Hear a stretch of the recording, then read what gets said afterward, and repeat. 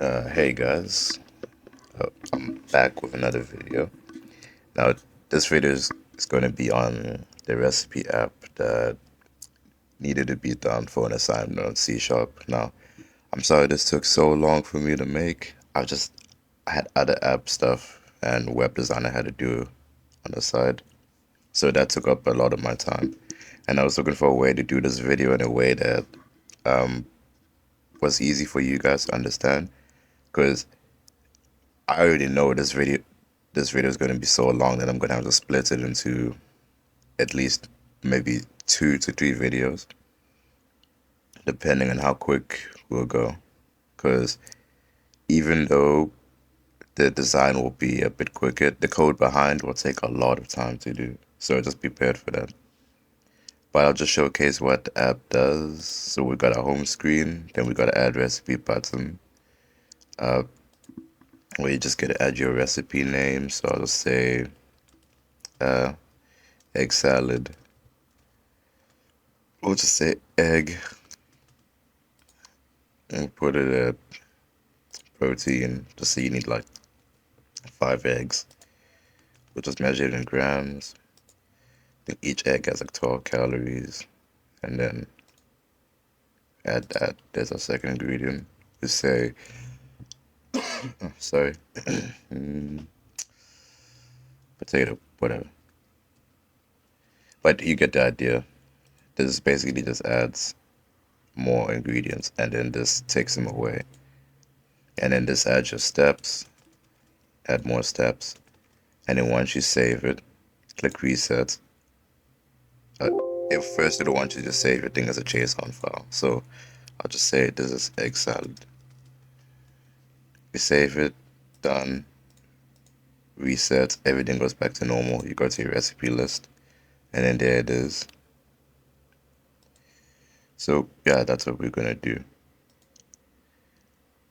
But what we're gonna do first is we're gonna do the example, and then we're gonna do everything else. So we're gonna have to set up some folders. So then we create a new project, WPF. I'll just call this recipe underscore app,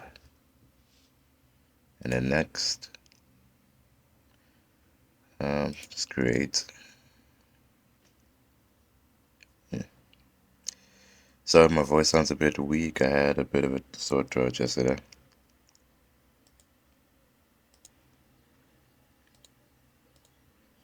Okay, so back to my original project. We're going to need a few folders as a setup.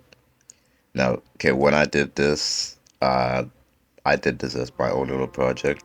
So there are some redundant folders, but the folders we are going to need, we're going to need views.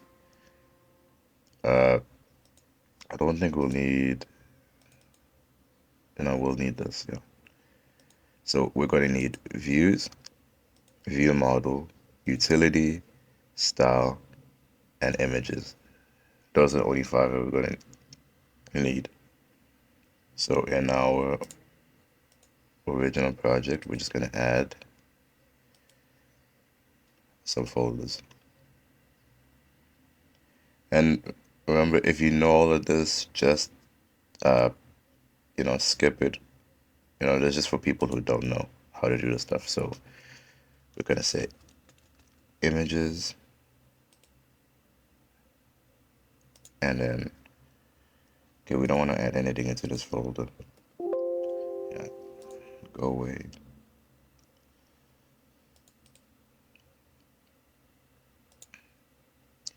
Pretty annoying word, okay. Uh, add new folder, style,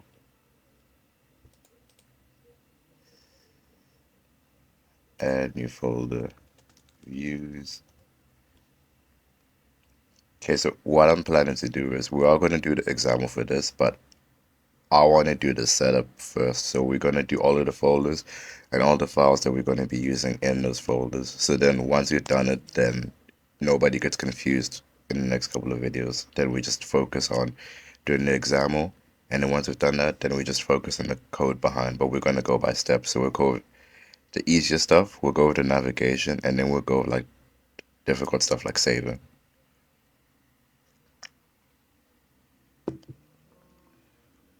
So views,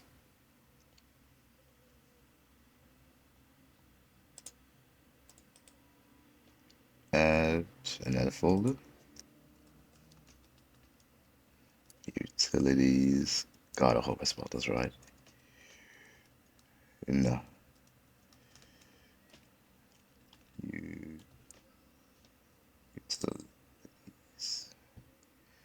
I hope you God I spelled that right. No, I think it's one L.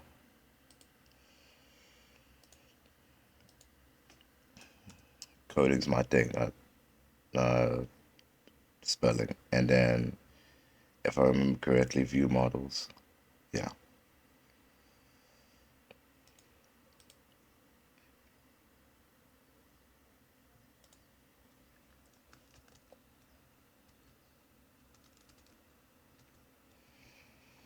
Okay, now we're just gonna go by order of importance that I want to do. So in views, I remember we had four in the original one, and that would be our add recipe view, our home view, a recipe details window, and a recipe list. So I'm just gonna put this over here. I'm just gonna do it side by side just to make it easier. See, I'm back at my other place, so I don't have my second monitor. Okay, so we're gonna add a new WPF. If I'm not mistaken, we this is a window, not a page originally. I need to check the code behind first.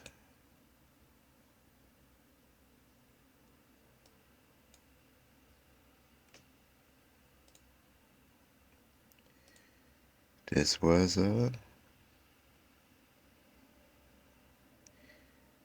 we just made it a user control. Hmm.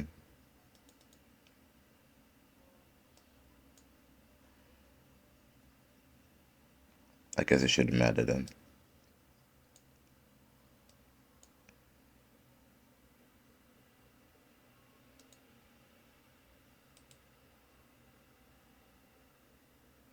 Add new item.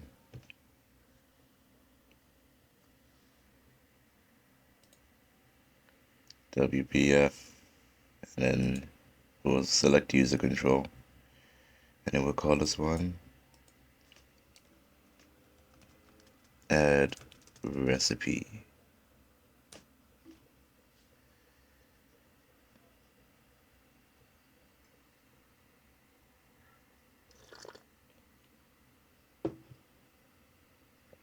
Okay,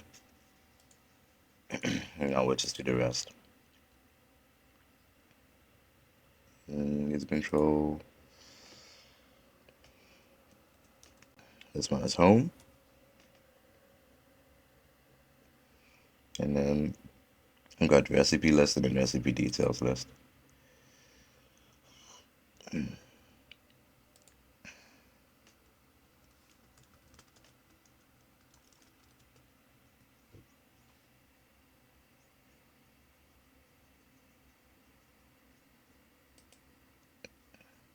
Okay, remember, right now we're just doing the setup for everything else, and then we're gonna do it the rest of the project. But I'm gonna put the source code out on my GitHub and my Discord, so be sure to check that out because I know some of you have this thing due on like Friday at this time.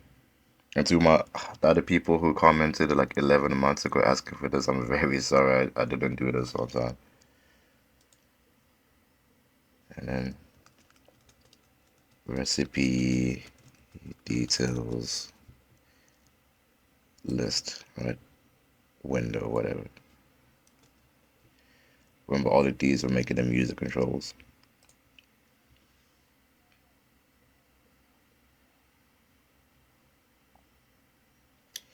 Benefits of only having 8 gigs of RAM on a laptop. Okay, now that we're done at this, we got our view models. Now,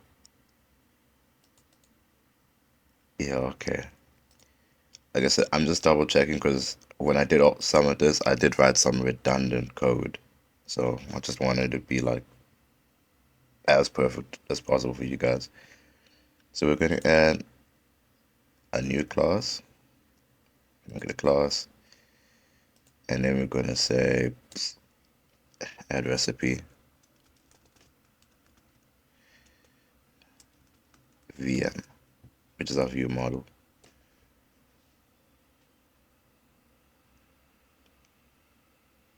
I hope I added that in view model, not views. Nope. Okay. It's over here. Just move that over here. I'm going to close this, yeah. Add another one. Next is our home view model. So home VM.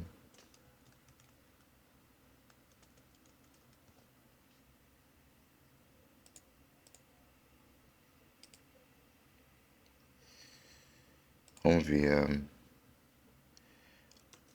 One of our most important view models is just our navigation view model.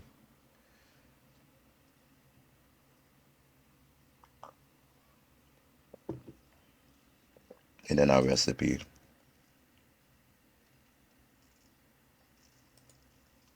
A recipe list view model.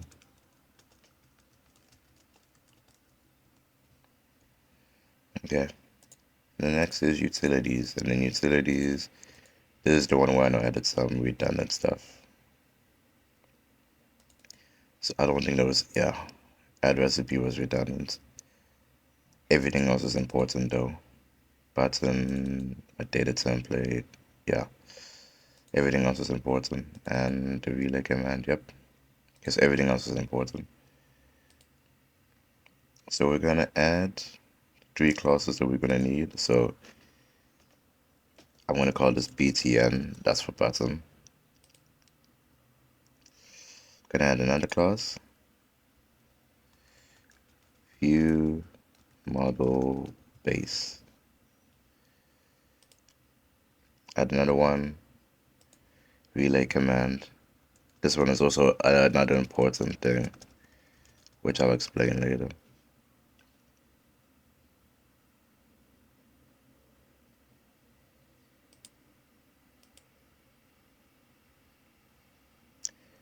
I don't know why this was an example. Delete that, yep.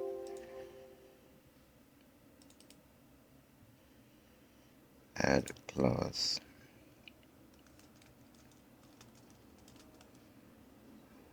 And then our data template, which is just example. New.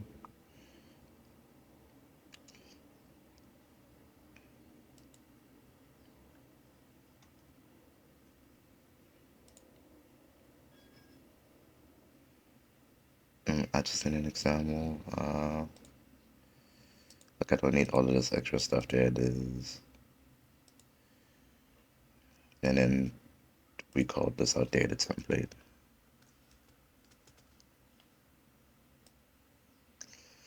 Yep. Okay.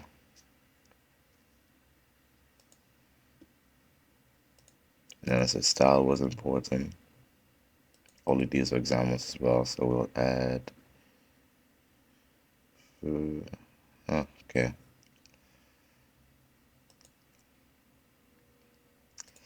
Another one. So we're gonna add the style for button.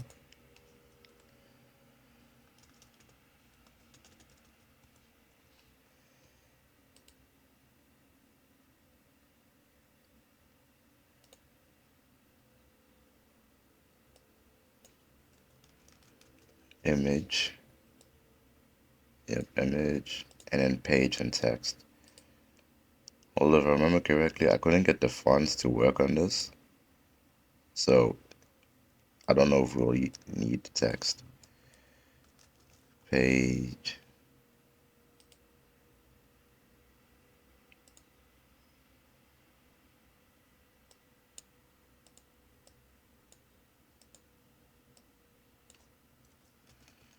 And then text.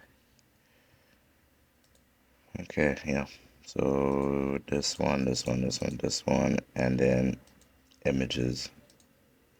Now, images is basically just the pictures that you're gonna use for the app.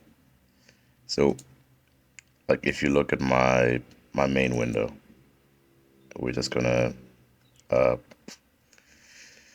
where's this thing now? Just gonna zoom in. I'm trying to hide this though. Here it is. Bring that down. If you look at my buttons on the side, I have these icons here. That's what we're going to be doing. And then if you look at my views, like let's look at my home view, this is my image. Now I'm just going to copy these images that I already have, and I'm just going to put them in the other project, but feel free to use your own.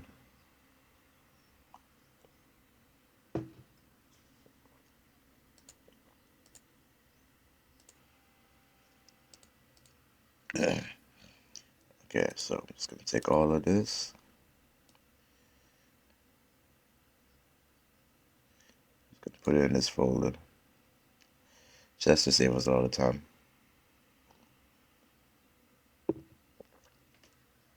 Okay, so I'm just going to give a brief explanation. Why we're doing the setup is because we're just going to, we know what resources we're going to use, and uh, what else? What else? We have our views that we're going to use. I'm going to use paints to basically just describe how the app's going to work.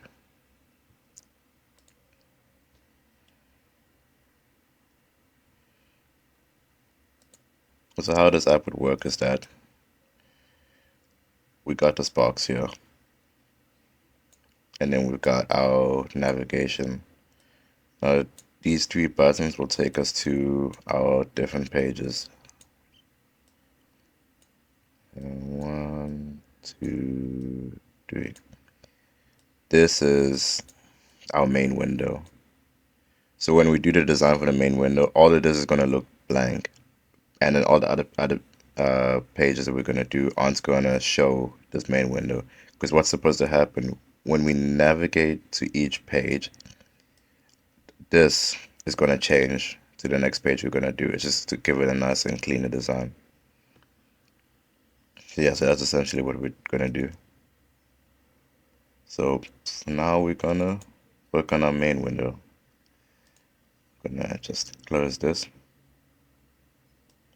And again, normally I'd have another monitor just to double check, but right now I'm stuck with a laptop, so we're just gonna copy the ex not copy. We're gonna do the example step by step because I feel like none of you are gonna learn anything if we just straight up copy it.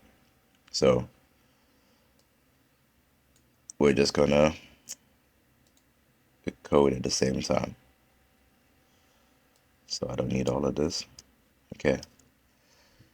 So let's look at the stuff that we did at the top. So we're gonna make our height 540, and then we're gonna make our width 900. And another thing we should do, we should just press enter just to make this look neat. Again, if you don't want to follow along and you're more comfortable with just reading off this code and then waiting for me to scroll down, that's completely fine. Again, I'm just doing this for uh, that people will want to follow along. Also, I might add, you're going to see this error here, even though this completely works. Just ignore it. It's just a bug I couldn't fix when I was doing this. Excuse me. Okay. Our title is going to be called Recipe App. Remember, guys, we're just doing the design. We're not going to do the code behind yet. Okay, Recipe App. We're going to say allow transparency. True. Our window start location, we're going to put in the center of the screen. Also, another thing, I designed this app to be, how can I say this? Non-movable. It's going to show in the center of the screen, and it's only going to show in the center of the screen, meaning you can't click and drag and move it around. It's just a design choice because we're getting rid of that. Like most apps tend to have this stuff at the top, but I'm getting rid of that because I feel like I don't need it for this. You can add it, but it kind of kills the design. And then window style, none. And then we'll say the background is transparent.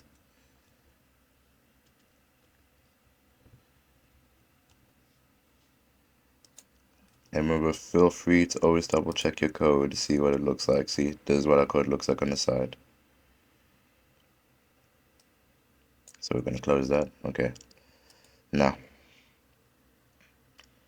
for the guys who did skip ahead and are trying to copy this, uh, this this data context. I'll explain it later, but this is part of our code behind. But to the guys who are also going to follow along, we're also going to add this too. Just add it up here.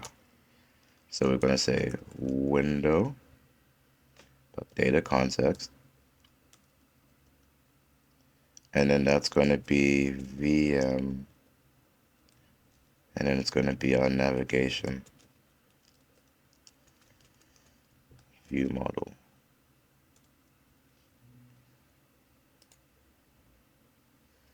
Now there's something else here I feel like I'm missing here. Yeah, we also need to add, see these little lines up here? We also need to add a view model into this. So we'll just say XML NS, and then we're trying to call navigation. So we're trying to call our view model photo. So we'll say our view model file, sorry, say VM is equal to, and then we're looking for view model status. That's what we're trying to get. And then we also need to get utilities. We'll just add that too. Yeah, it's better if I don't copy and paste. I don't want to get you guys confused. Man, again, I'm going to explain this, but right now we're just going to add it just so it makes things so much easier. And then utilities. I feel like that's everything we need right now. Yep.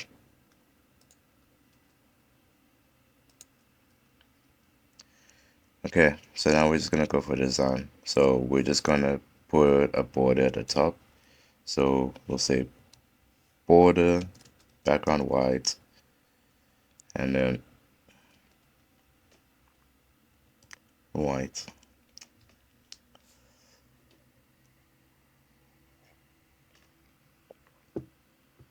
By the way, the guys who are looking at this window right now, I might, while I'm doing the video, I might zoom in on this side, on the screen most of the time. So if you're watching this side of the code, just pause it and then write down, like, type down what you know. But again, you can always just check the source code later. So next we're going to say white, and then our corner radius is going to be 20, and this gives us that bevel shaped. So if we open this, right, because it is view model here. So let's just ignore this for now. We'll add that later. But yeah, this is what our window looks like. If you can see, it's got rounded corners now.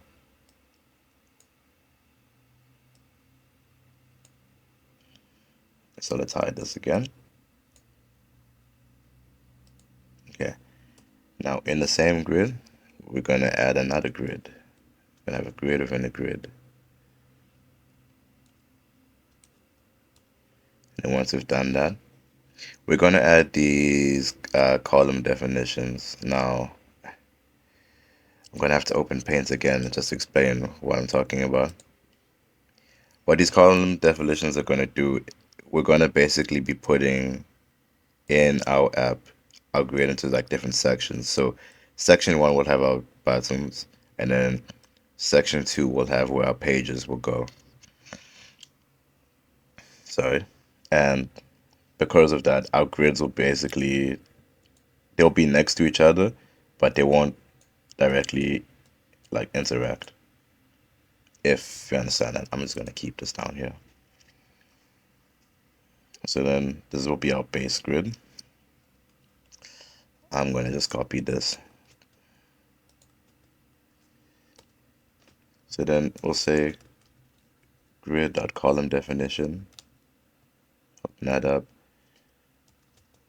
A column definition, and then the width will be 228. Close that.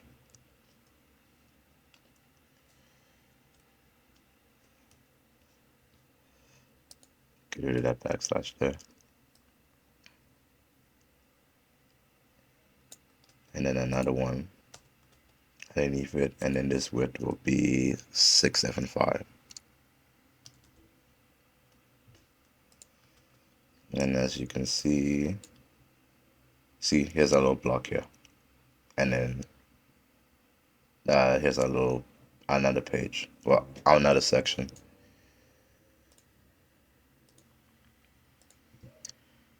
Okay, and then we've done the definition. Now we're gonna do the navigation panel underneath this. So navigation panel. And looking back at this, I realized I've really just abused the grids here.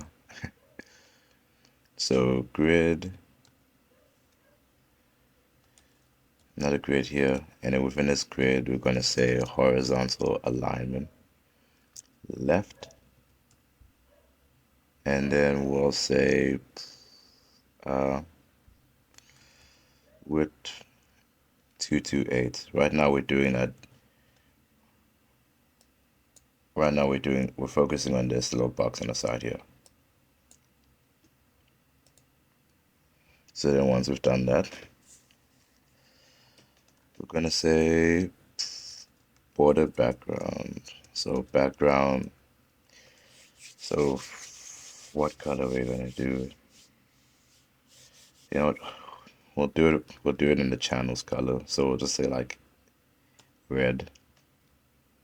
And then the corner radius will also be 20. Yep.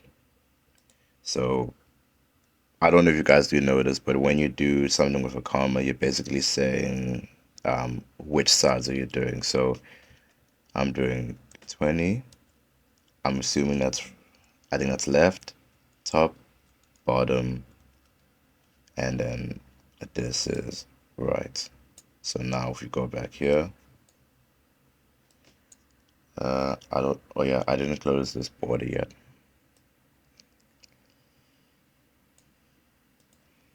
So let's just close it up. Backslash, there you go. And here it is. Looks nice.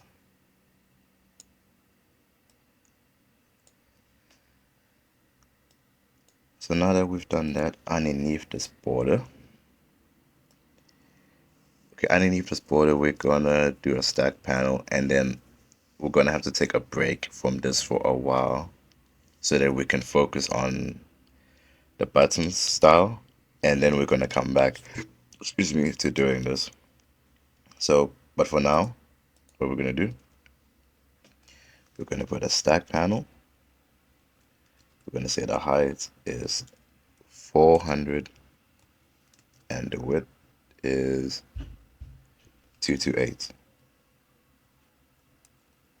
Okay.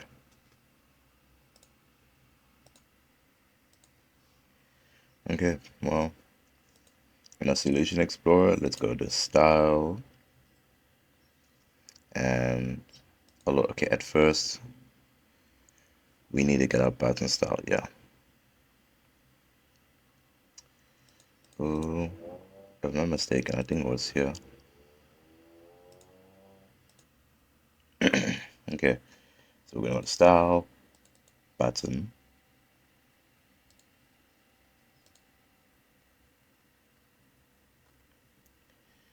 No idea why this is empty, but okay.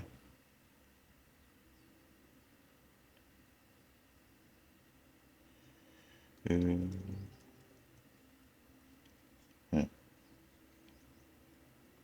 Wonder what it. Oh yeah, because I didn't add anything to it. Okay, we're gonna add a resource dictionary. Well, now that I think about it, why is it different? Hmm.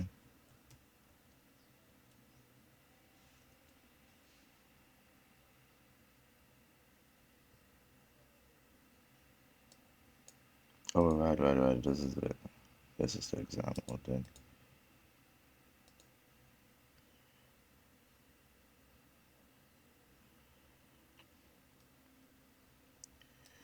Whatever.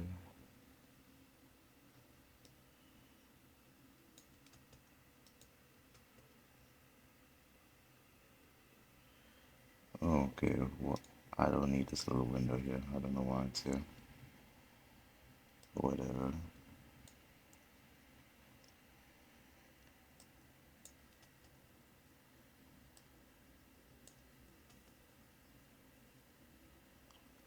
So we're gonna add this resource dictionary here.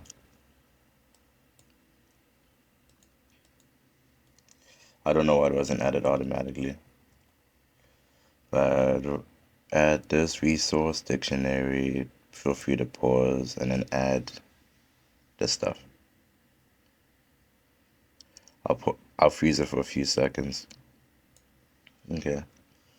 Now that we've done that, let's focus on our style. Actually, you know what? Oh, it's an exam. I need to make it into an XML. This is an XML, okay? So I made a very serious error here, but it's fine. We can fix this. So we're gonna unpin this. Okay, remember the style folder? All of these things that we did here, delete them, because we're gonna have to do them again. Add existing item, not existing item, sorry. Add new item. Remember, we need an XAML file, not an XML file. I made a mistake there.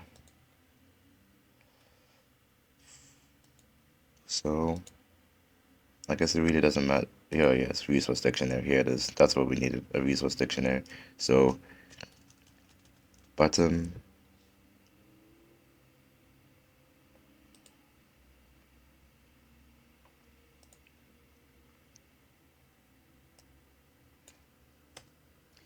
button, image. Check again. Yep, button, image, page, text.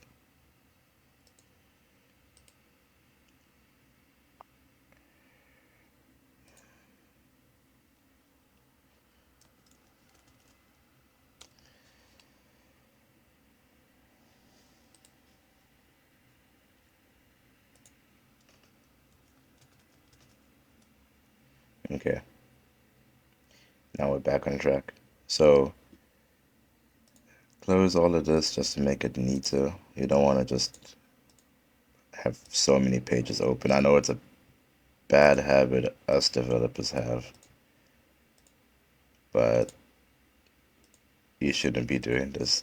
It just makes everything more cluttered, and it's better to just focus at one thing at a time. So we are going to focus on our button style. And then let me just have that second thing open. Okay.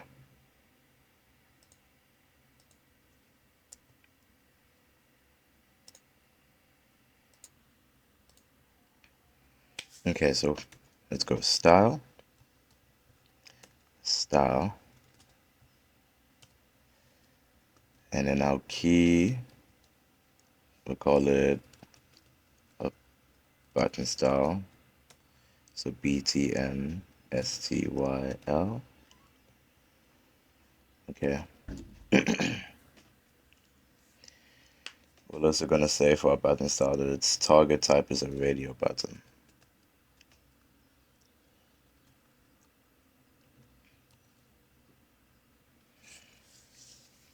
Now we're just gonna be designing. Let me just go back to the original one, original project. We are gonna be, where's this thing now? We're gonna be designing our buttons and these tiles here. So yeah, that's what we're gonna do. So now over here, we'll add a setter. Its property is horizontal alignment. And then we'll say the value is center. And then we close that off. And we're just gonna copy a few of these and then just make our changes. So we need about 3 more of these. So 2, 3. Okay, we need one more, but the fourth one we're gonna do something completely different, or a little bit different, not completely. So don't change that yet. I don't add that one yet. So for here, we're gonna say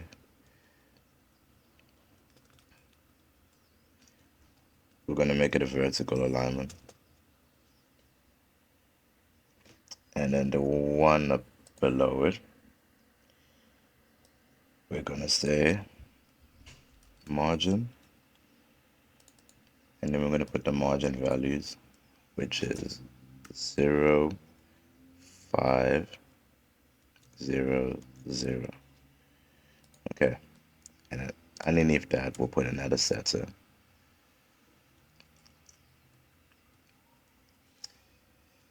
Its property is a template. And then we're gonna focus on that for a bit. So then we'll say the setter.value. Open that up. Control template.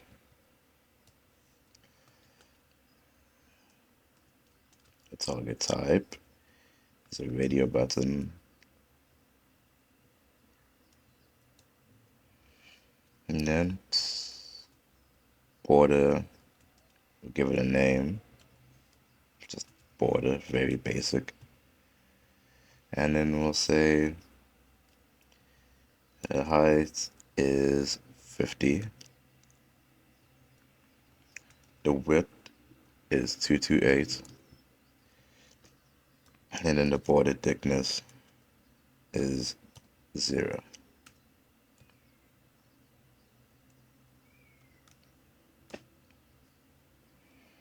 And then our border dot background. And then we'll say solid color brush, name, border, background. Close that off. And then the color, I want it as a light red.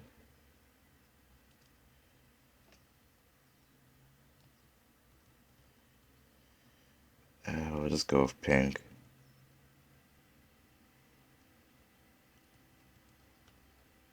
Yep.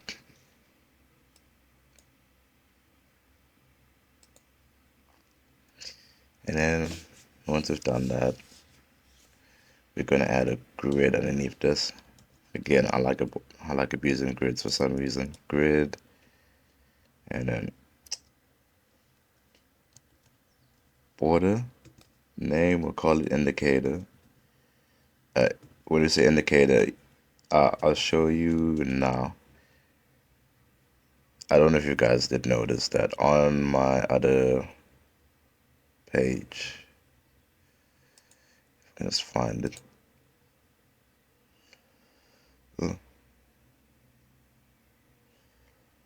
Okay, so I hit my solution explorer for some reason. Where is it now? View. Here it is. Let's just stop this. Okay. So on my main window, you see this little thing here. That's my indicator. That's just what we're going to be working on. We are going to go back to the main window. I just okay, it's not docked. Whatever. Control Alt L. There you go. Okay.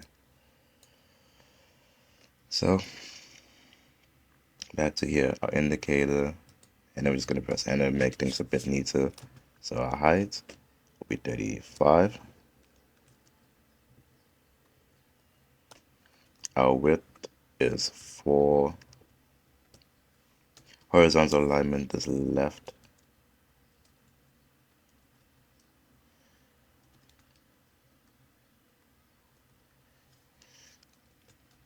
A vertical alignment is center. Background, just make it white. So, and then visibility collapsed. Corner radius 2. You see how why I said this is going to take a while, and all of this is literally just for the side navigation for the example. And then once we've done that, and we've done our border, I think after that we need to do the control template triggers. Yep. So control template triggers, and then we'll say trigger property is mouse over. So if the mouse is over, this is where we'll do that little animation. So is mouse over, and then value true.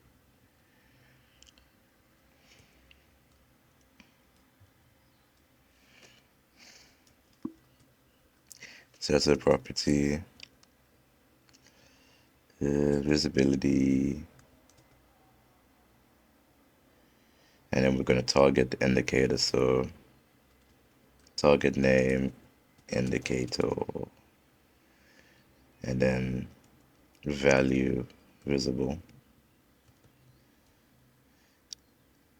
Close that off, and then underneath this trigger we add an events trigger, and we'll say rooted events border.mouse.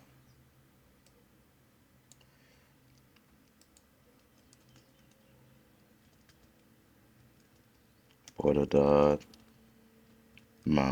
enter.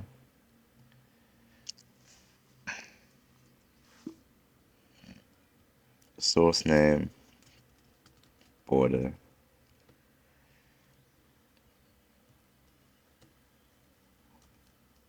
That's that. Begin storyboard. And then open that up. Storyboard. And then inside that, color animation. See, doing all of this again made me realize that web development would have been better. Color animation, storyboard, dot,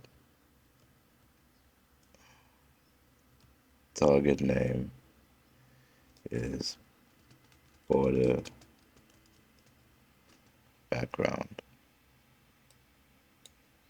And then again, press enter just to make things neat.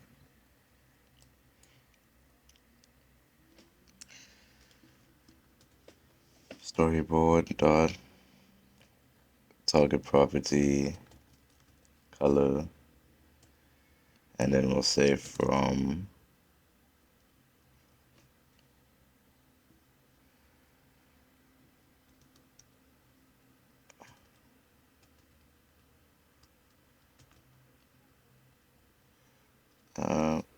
we made it light pink, right?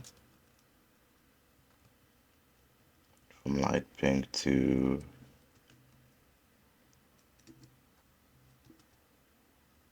I wonder if they had hot pink. They do. Okay, yeah, from light pink to hot pink. And then the duration. Now, for those of you who've done web development, we're literally doing hover animation. Yeah. And then 0.3 seconds. And then we close that off. Okay, we've done the storyboarding, storyboard, begin story, event trigger. Now we gotta do another event trigger after that. Don't worry guys, we're almost done. And remember, this is just for a button.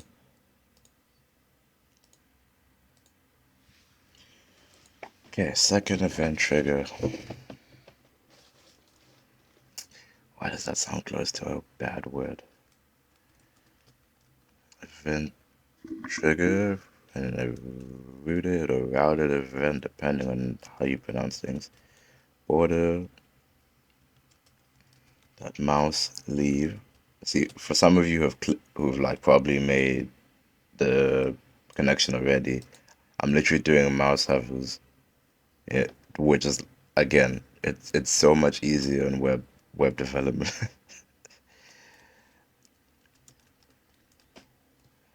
um, okay, now we're going to do the same thing. You know what? To save us some time,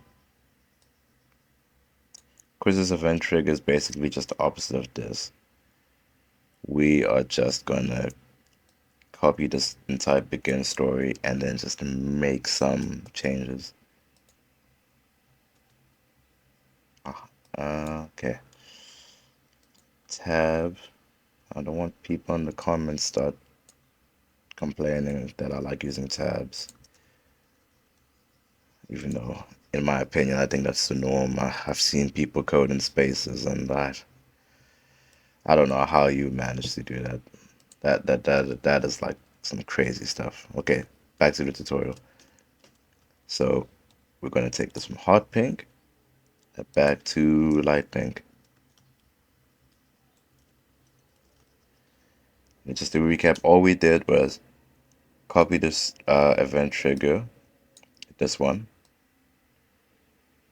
and then we pasted it here, and then we just set it to mouse leave, and then we targeted the border still, and then all we did in this color animation was say, okay, if my mouse is going over this, it's gonna go from hot pink to light pink, and now when I leave, it's gonna go from hot pink back to light pink. As I said, it's just like in web dev when you hover over a link or something, and then you make it change color.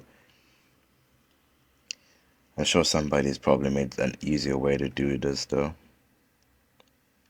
And then our last thing for our button before we go back to our main window. So underneath this event trigger, we'll add another trigger. Property is checked, and then our value is true.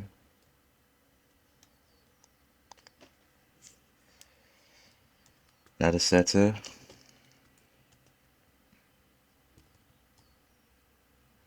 And then property, background,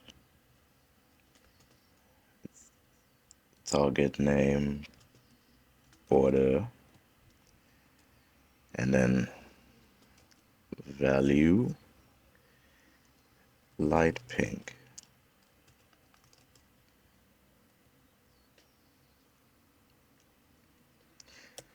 I should add, I'm doing this in light pink, but make it your own color, you know.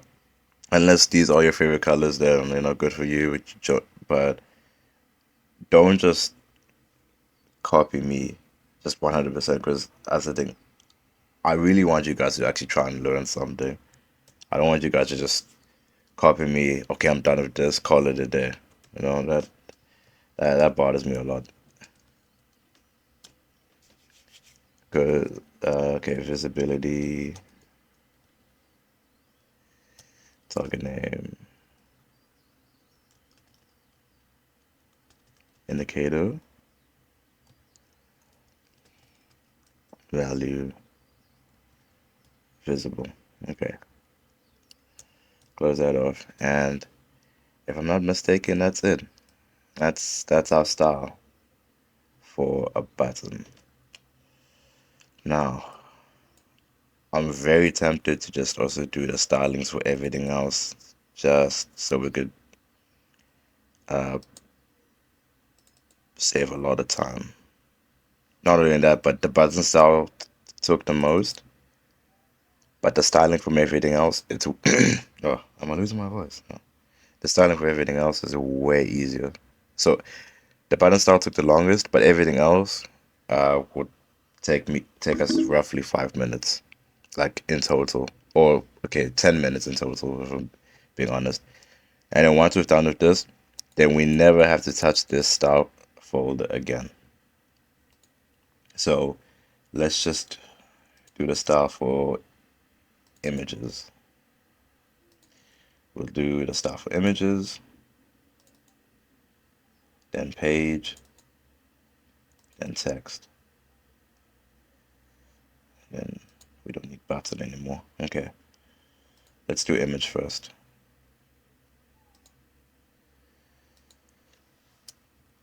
Remember, we're just gonna do this, and then we'll never have to touch these styles again. I don't know how long this video has been.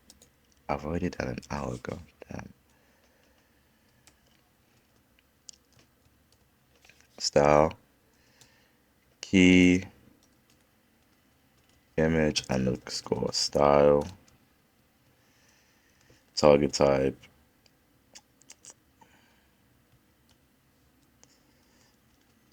image. Okay. Now, setter, property, horizontal alignment, and then value left. And then we're going to close that off. And then we just need to do, we're going to copy the setter like about 5 more times and then just make a few adjustments. So 1, 2, 3, 4, 5. And then just to make these just easier, I'm just going to do this just so it's easier to read. Okay. Now that we've done that, we'll make this one a vertical alignment.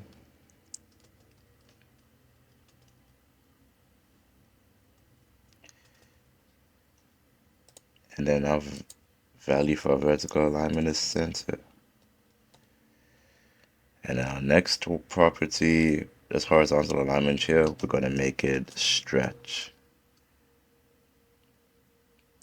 And then we're going to make our stretch uniform. Then our next property that we're going to use for our setter is going to be height. And then 30. And then width. Also 30. And last but not least, margin, which is the value is going to be 22, 0. Oh my god, I really am. No. 0, 0. Okay. Now we are going to just copy all of this. It's going to say Control C. Now, I don't know if some of you do know this. A lot of people, I have noticed that surprisingly a lot of people don't know how to do this, and I won't lie, I only found this out about this in like January. But Windows actually has a clipboard. All you have to do is press your Windows key and V at the same time, and then here's your clipboard, all the stuff that you've copied over time.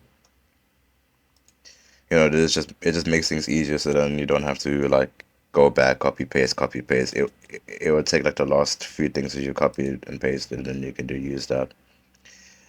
For some reason, I even noticed in Windows 11, the clipboard's always automatically set to off. I don't know why. I think it should be on, but whatever. We're just gonna copy this, and then we'll do page next, and then just make a few adjustments for the page style. Actually, no. We're not gonna do that. We're gonna copy this actually. Don't A page is gonna take a bit of time. We're gonna copy this and put this in text instead. And then we're just gonna make some changes. So I just make this neater.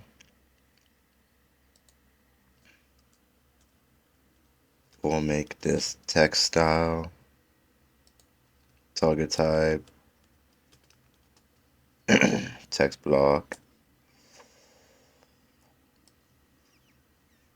Let's see, font family. Oh, now that I think about this, this is, yeah, this is one of those that redundant code I did. Yeah, this is one of those redundant things I did. You know what? I'm gonna copy this, paste it here. Okay, I'm gonna freeze it for here for like at most 20 seconds so you guys can like pause and take this down as quickly as you can. And then we're gonna move on because I feel like this is part of that redundant code I did. I did a lot of that. Okay. Now here's the other one. This is our last thing for styling. It won't take as long as um image. No, not image. It won't take as long as our button, but it will be a while. So we're gonna say style. Our key will be our page style.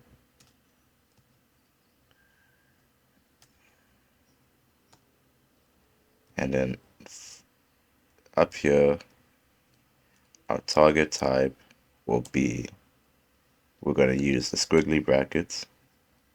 We're going to say X type.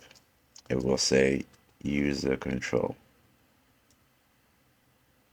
Because that's the styling we're going to be changing for the navigation. But again, it will make sense when you do the code behind, which I feel like that's going to be a 2-hour one.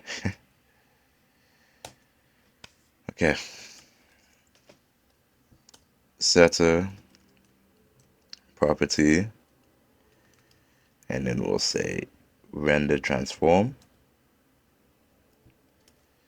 Render transform, set a value, and then we'll translate. Translate transform. X axis will be 0, and then our Y axis will be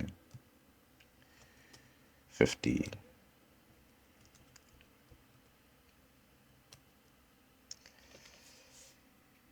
Done with that. Done with this setter, and then now we need to do our style trigger. Style triggers. Trigger property visibility, and then our value will be collapsed. Once we're done with that,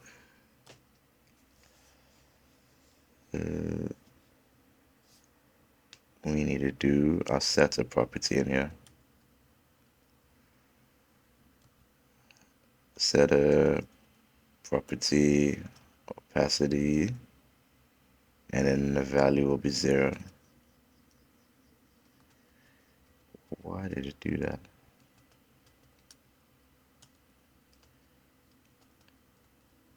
Value 0.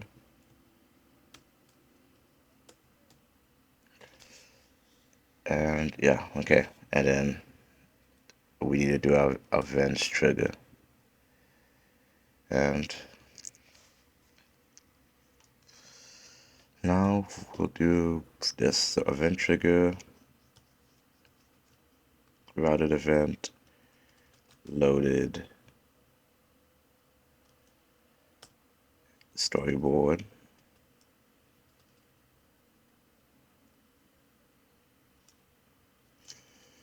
We'll begin the storyboard actually, and then we'll do a storyboard. And then we'll do a double animation. A double animation storyboard dot target property. And that target property is our opacity.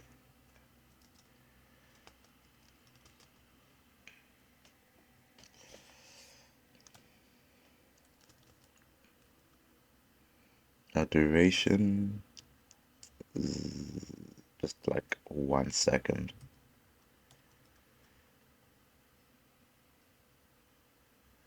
From 0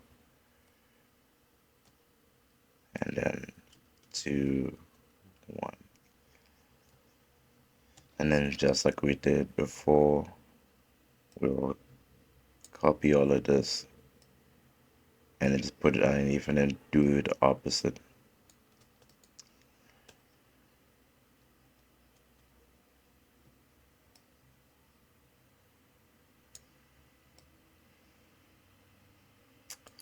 Ish.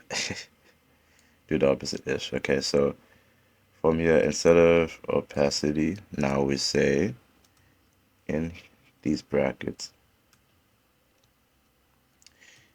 UI element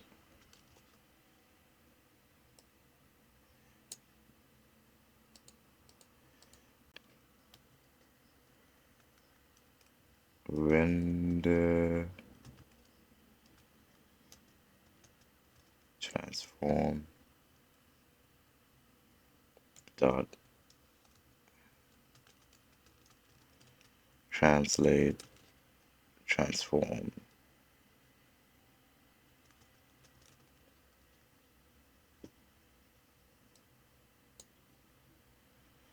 dot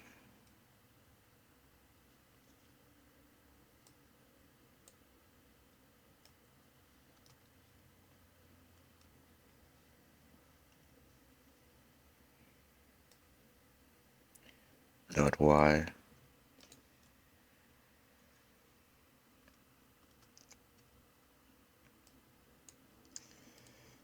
Let's do this. Tab.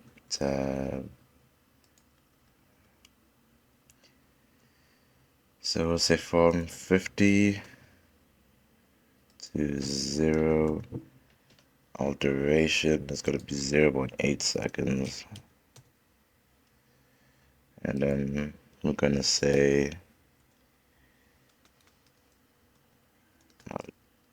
deceleration ratio is 0.6.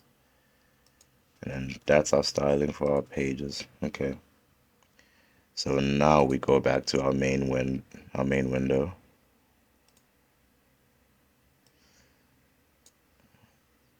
So yeah, after all of this, don't touch the styling anymore. You don't. We're pretty much done with that. So now we go back to main window.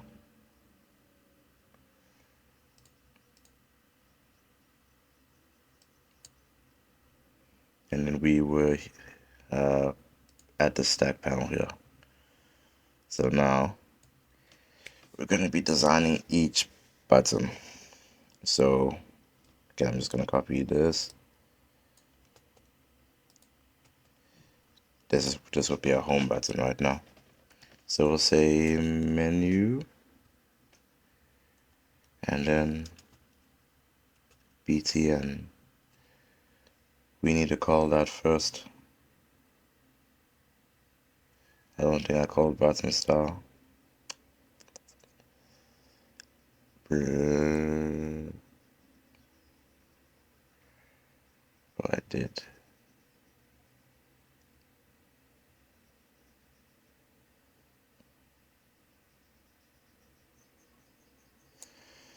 Oh, we don't need to. I'm talking nonsense right now.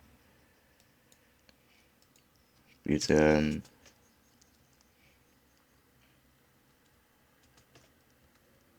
style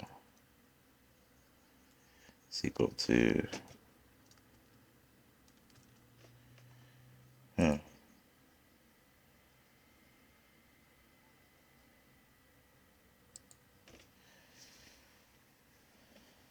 Pretty sure I did this right though.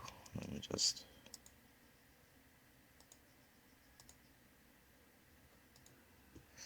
Okay, you know how I said we should ignore all these other stuff for now? Well, okay. Before we go back to that, go to button style. I'll go to utilities and then go to button.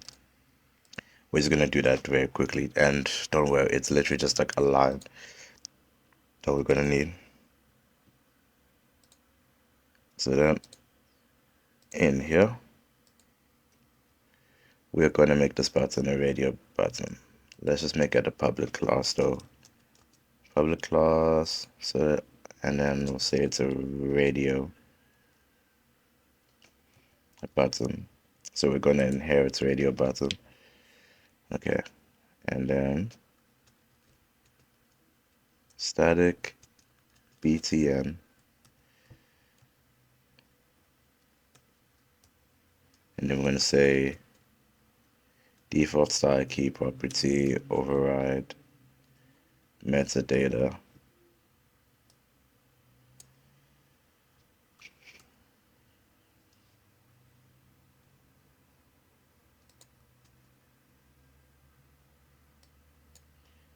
And then we'll say the type.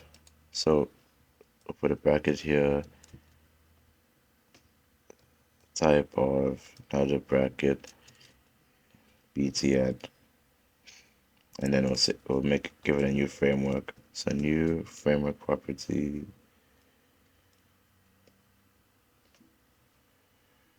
metadata.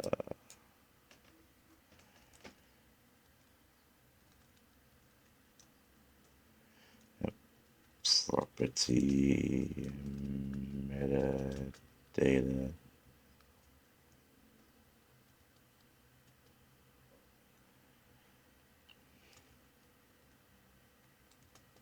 type of button.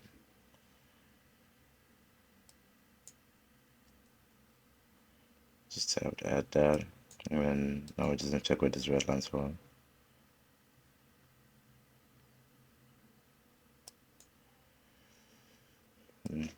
Okay, not that framework property metadata, that belongs to something else. Okay, yeah, I must have spelled it wrong. So yeah, and then that's about it. That's all you need to do. So now, back to our main window.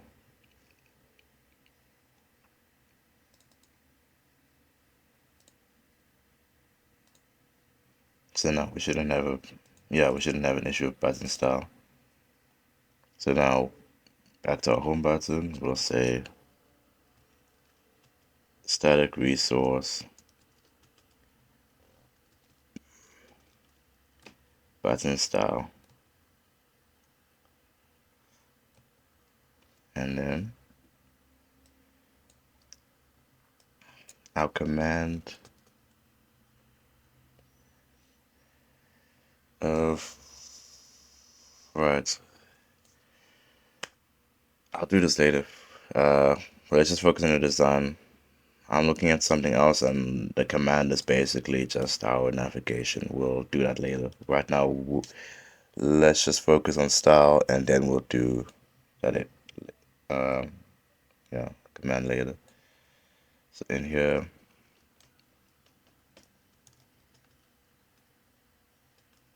and guess what this is, guys? It's another grid. Image, source, and then we'll just say, I'll call my folder image, right? Yep, images, images, and then I'll say home.png. That's the picture we have for the home button. And then style.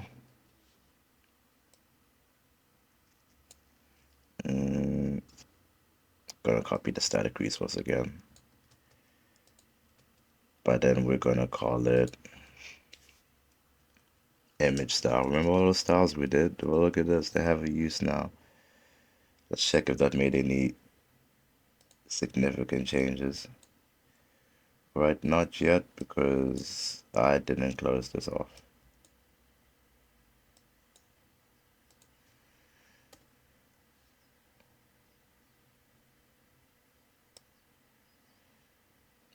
And we're missing one more thing, which is the text block. Okay, yeah.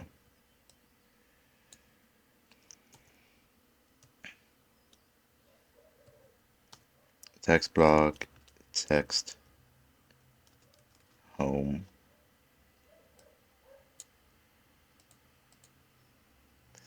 style, static resource again. And then if I'm mistaken, it's text style.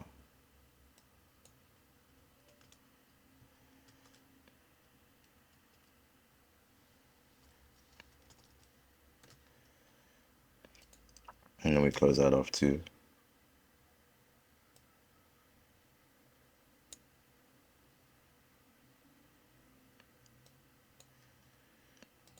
For here, we'll just say is checked is true.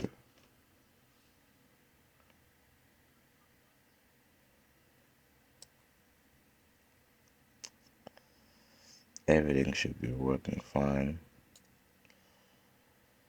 You know what, for now, we'll say the command is no.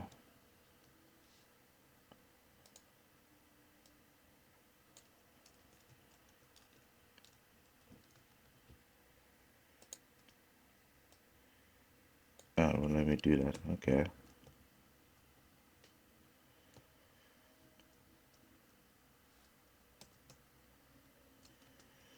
It's just that it wants something else that we want us to do, but I don't want to do that yet. That's the issue.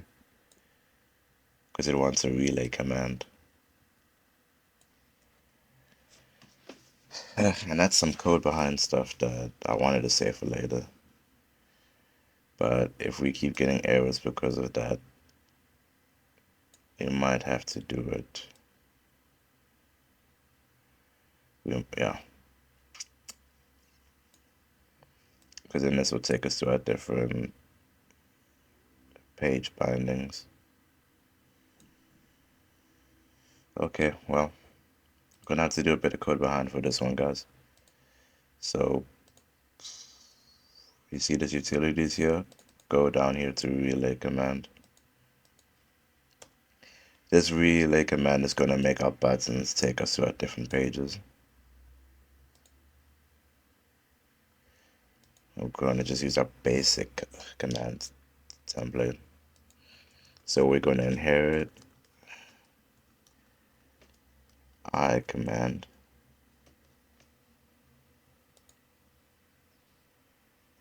Oh, import, sorry.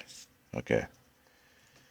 We'll say private, and again, you can find a tutorial on how to do this, but it's also one of those things where it's like, mm, you do it once and then you don't have to do it again. It's a great thing about code.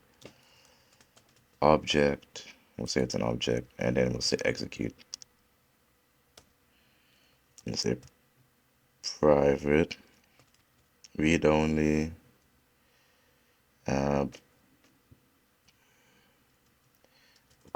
we'll make it a function of object bool, and then can execute. Okay. Now this is giving me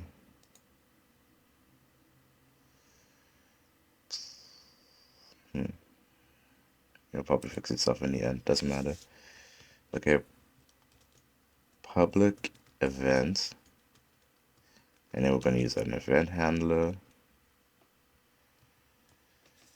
which I will say event handlers will become much easier once you start coding more in future. I can execute change because I know a lot of you are doing this project for whatever, like school or something, or coming off of doing things in console. So add can, hope I spelled this right. Yep, can execute change, and then we add, and then we say command manager. Hope I got this mic closer. Command manager dot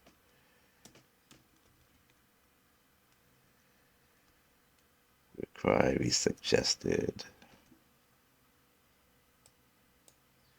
And that's what we need, and then we're just gonna copy this, paste it,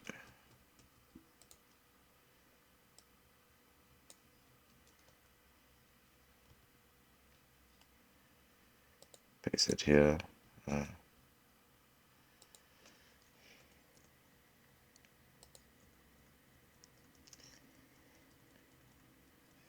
Let's just fix this styling here.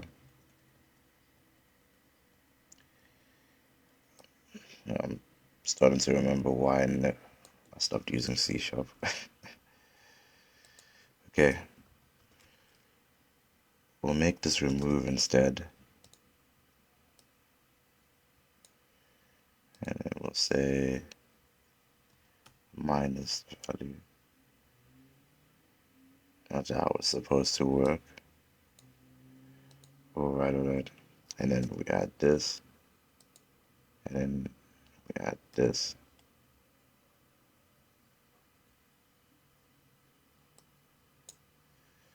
This plus needs to go. Okay, we're done with that. Now we do our next thing for our relay command. So relay command, and remember, all right now this is just for our buttons again, because then we are going to do navigation and that later. Action, and then we're going to take it to an object. I'm going to call it an execute, and then func. Yep, that's all we need. Can execute, but then can execute will be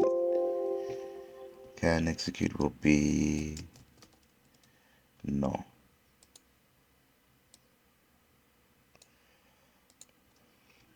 Open this up, and then execute equals to execute, and then can execute it's a can execute. And then we say public bool, we call can execute object parameters. We're not going to do this open bracket, we're going to do this thing. I mean, okay, it's a nice little thing. This, most people can use brackets, but let's see, equals and this arrow is just a shorthand for this. This is just so like you don't have to just waste a bracket in it.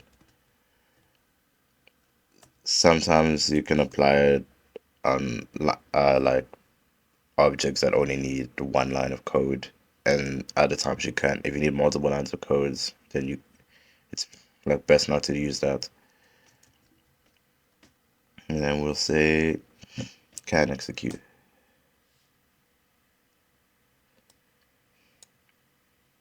With the can execute, and it's equal to null, or can execute parameters.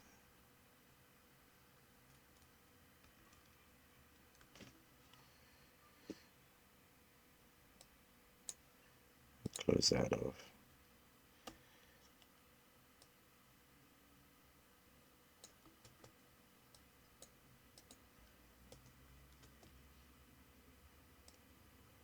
Okay, and this one's for the other one. Execute. Parameters. Execute. Or execute.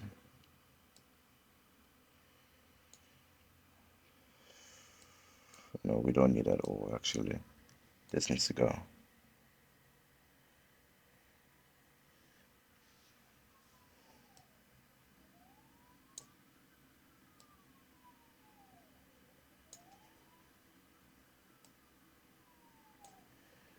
Okay, what am I missing here?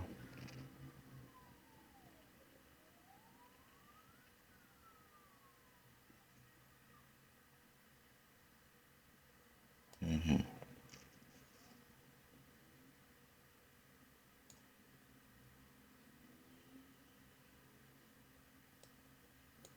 Alright, this isn't a boolean. This is a void.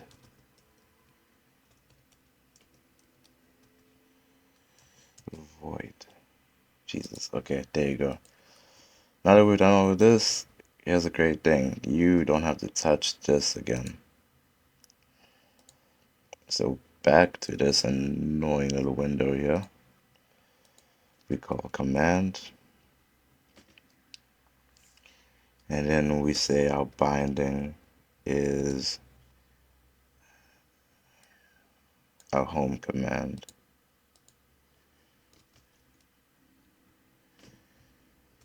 I just realized something. We need to do more code behind for this. I forgot. We had to do the relay command, but now we need to start calling other commands to call our other pages for these buttons. And for that, we're gonna, excuse me.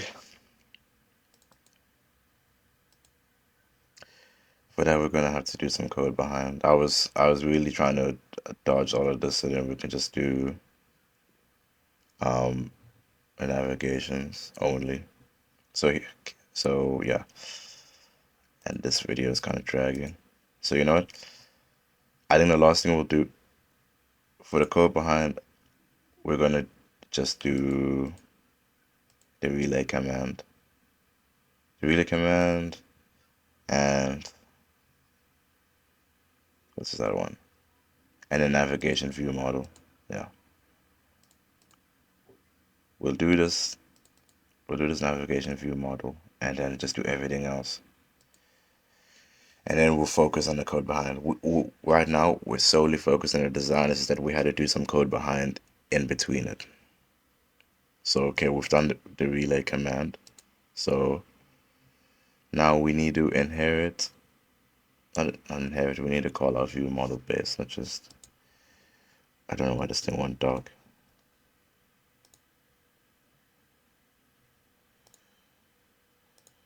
Okay, because, okay, I don't know why I needed to take my view model base. Oh,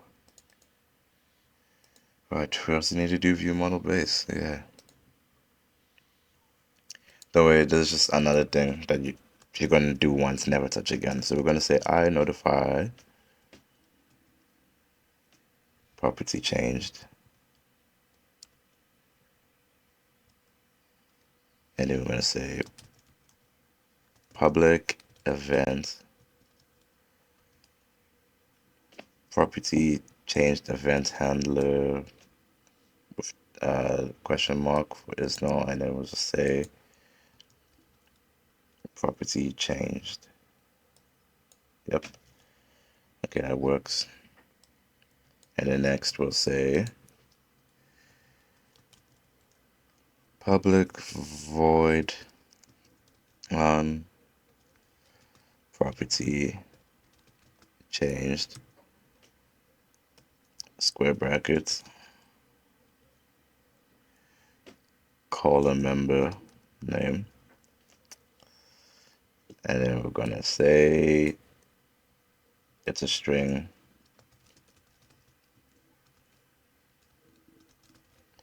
and we'll make it null.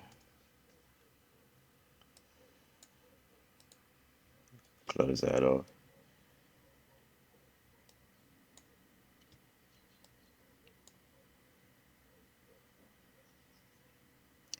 Actually, we're not going to close that off yet. This is supposed to be an open bracket. Okay. Property change that dot, and then we need to invoke this page is equal to new property change event args, and then in brackets we say it's the prop name.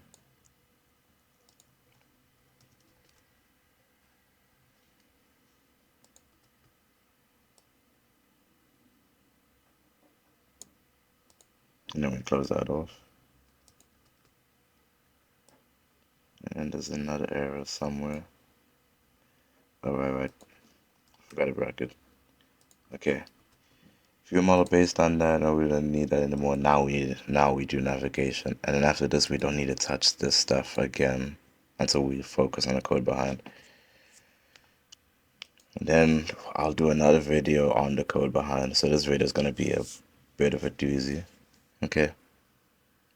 So now we call view model base, which we just worked on. We call view model base, and then we say private object. We'll call this one our private view,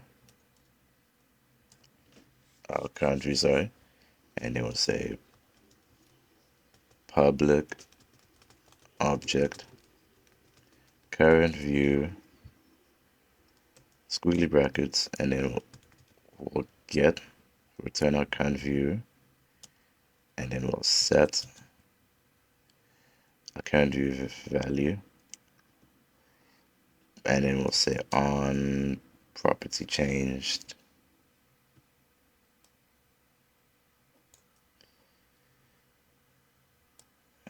Yeah, this just handles our page navigation. Yeah, I don't need this extra bracket here.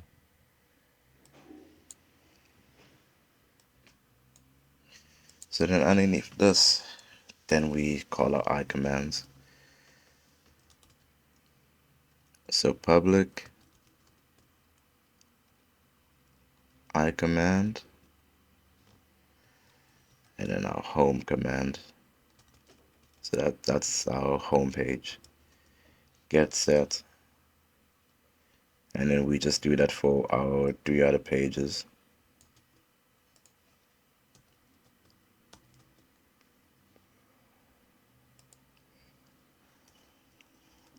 So this is add recipe, excuse me, and this is recipe list. Okay, once we've done that, we'll say private void home. It's an object obj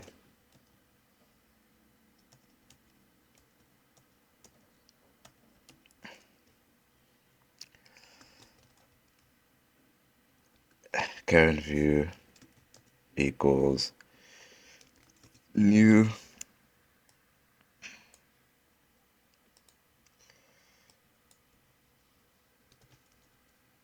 home view model, which will sort out later. We're going to copy this for the other pages. 2, 3.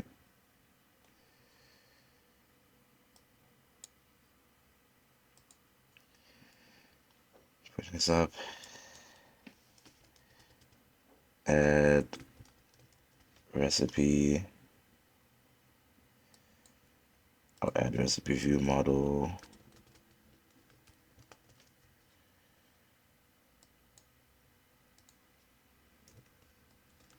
And then our recipe list.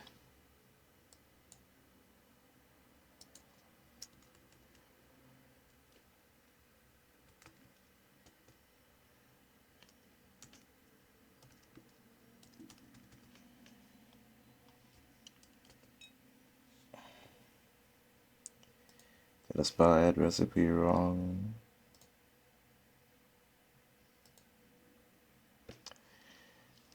No, add recipe VM.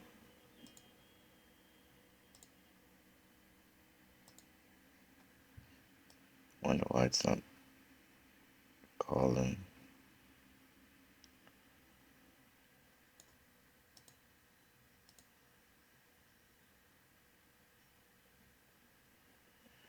That is strange.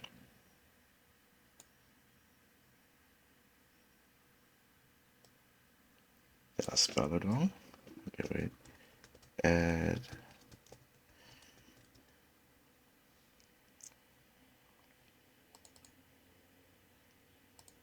That is strange.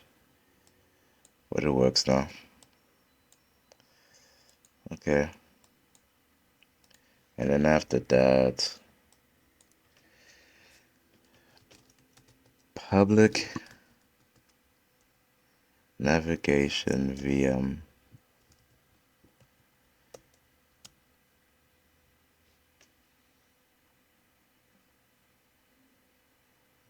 And then home command is equal to new relay command home. Close that off, and then we do that for the other three views. All of this for just 3 stubborn buttons.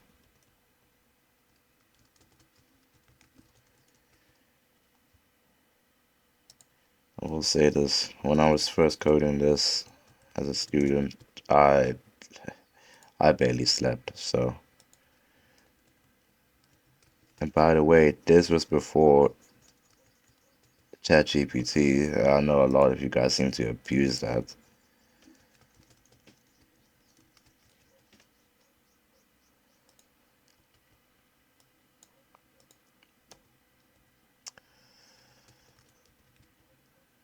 Current view is equal to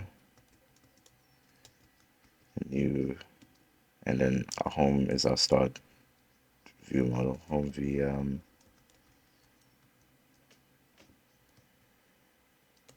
So this is just our start page. Okay, now that we're done with this, you don't have to touch it again. Done with that, view models we'll do later. Now let's go back to the buttons.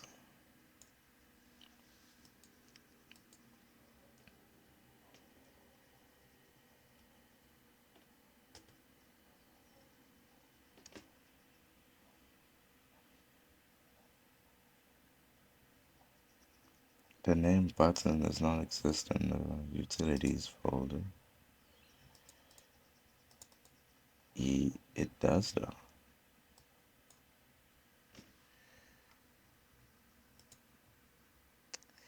Quite strange indeed, but there it is. Okay. Back for button. So then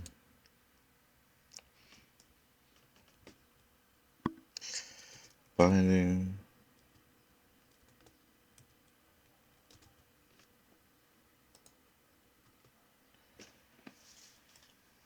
Home command. Okay, it should be working though. We did a whole bunch of stuff just to get this here.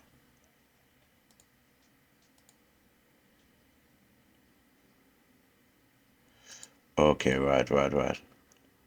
Remember that data context I was talking about? Yeah, well, I need to go up here, and like I said before, we can just use our clipboard and look for it. So if I remember correctly, it's one of these. It was like the most recent one that we used. Here it is, our navigation view model. And we took that.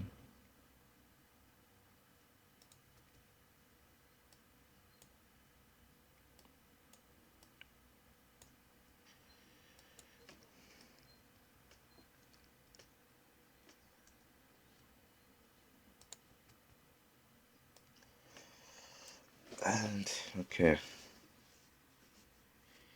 even though we called this, It still doesn't want to come in.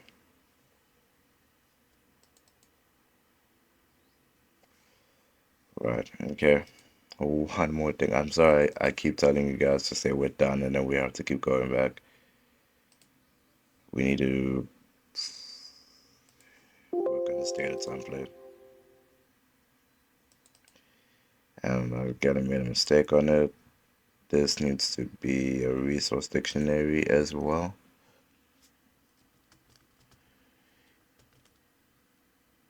Data template and our utilities.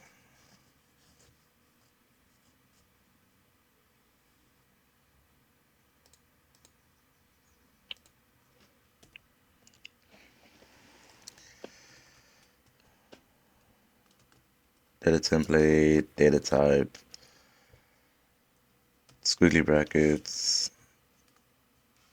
X type, VM,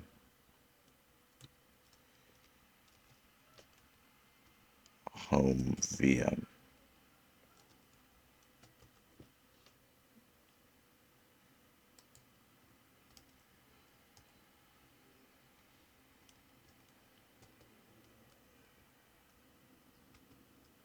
View.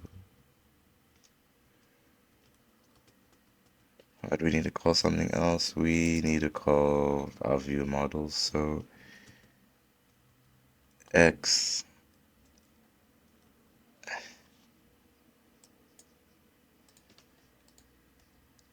gets in here. X MLNS VM is equal to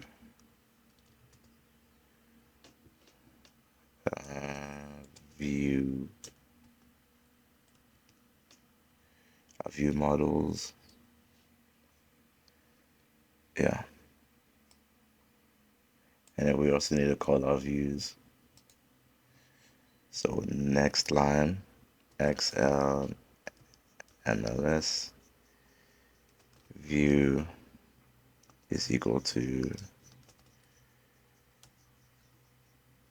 views.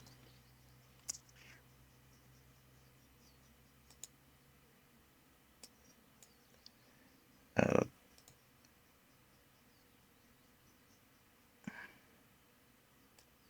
that should have fixed that.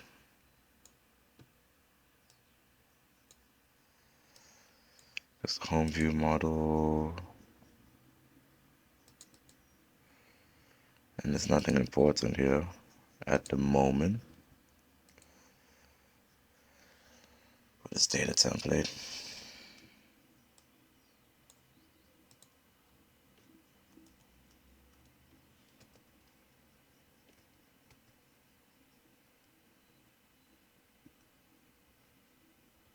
Here it is.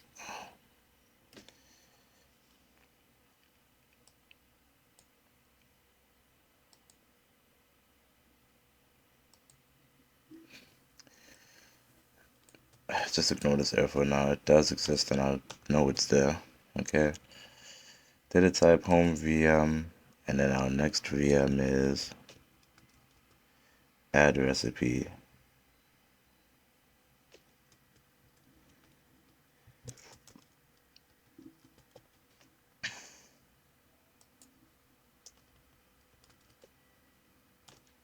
There it is. And then our next one is recipe list. Don't know why it worked for that. Don't forget to save every now and then, guys. Recipe list. Okay, back to this stubborn there. There's our data context.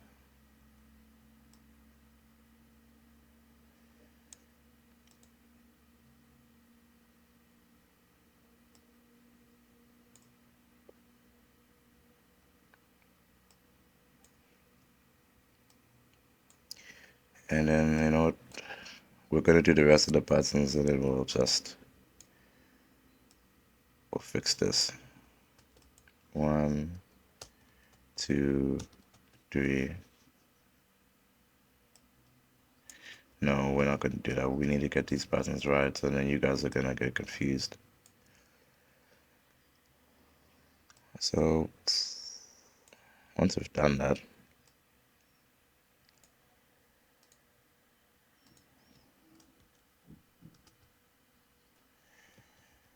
it's been bound to home command. Is checked as true.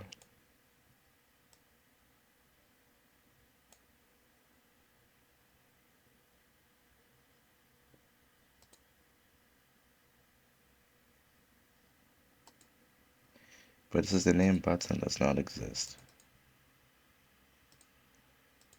But there's a button right now.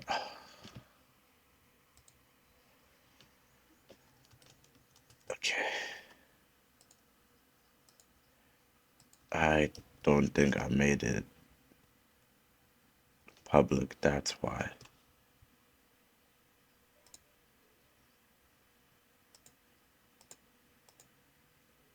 Is that the case?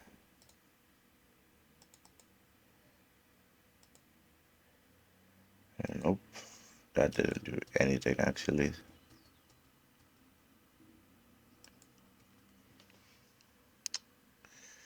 And this is working, I know that.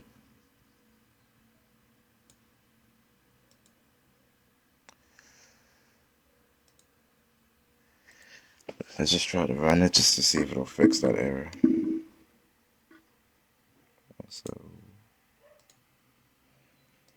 okay, we're just gonna look for some stuff to fix. So uh some of these view models are not getting picked up. So we just need to double check. This add recipe for you guys might have said views, but now we changed the namespace to view models. We're just troubleshooting problems here. I'm saying this couldn't be found. Utilities. We're just gonna build it a few times. It's gonna give us a lot of errors though.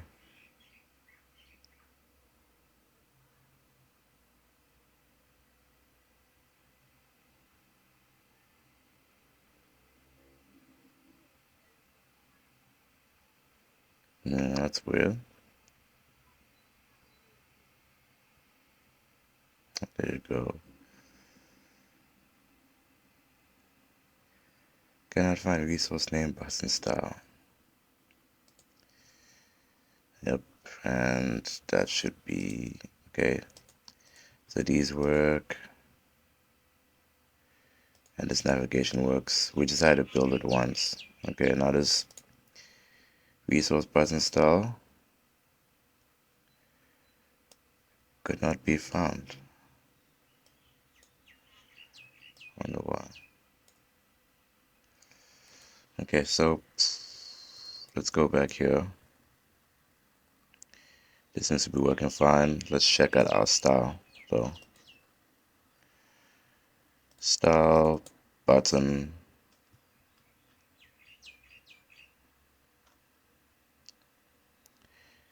There's button style. Now what could be wrong here? Let me just compare it to my original design.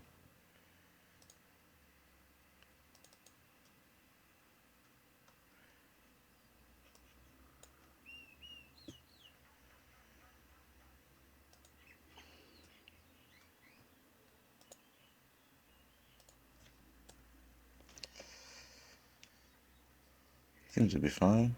What did I change here?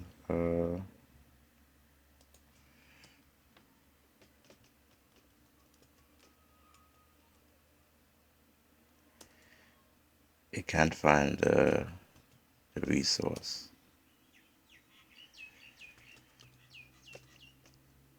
Is it because I didn't add it yet?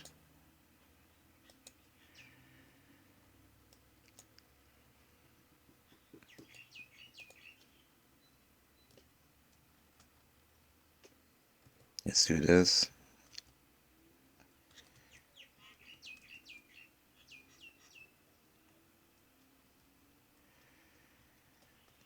Let's hope it has something for style.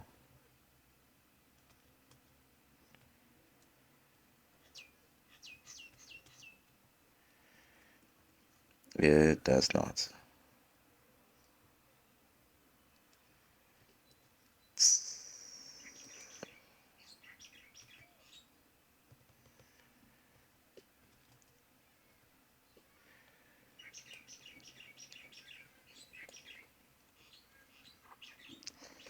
Nope. Okay, I think I figured it out.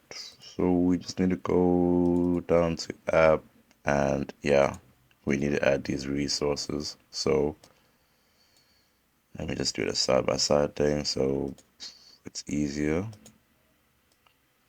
So remember, Solution Explorer, go down here to app, and then in this application resources, we're going to just type all of our resources that we're going to need using the resource dictionary. So resource dictionary, open that up. Resource dictionary dot merge dictionaries, and then we'll say resource dictionary, and then our source is in style, and then we'll say page dot xaml, and then we close that off, and then we'll just do that for the others.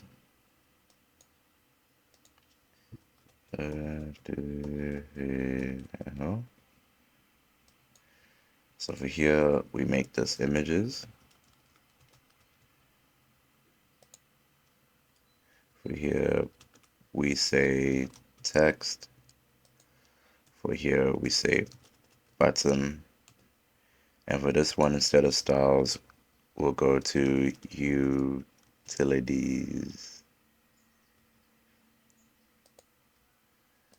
and then data template.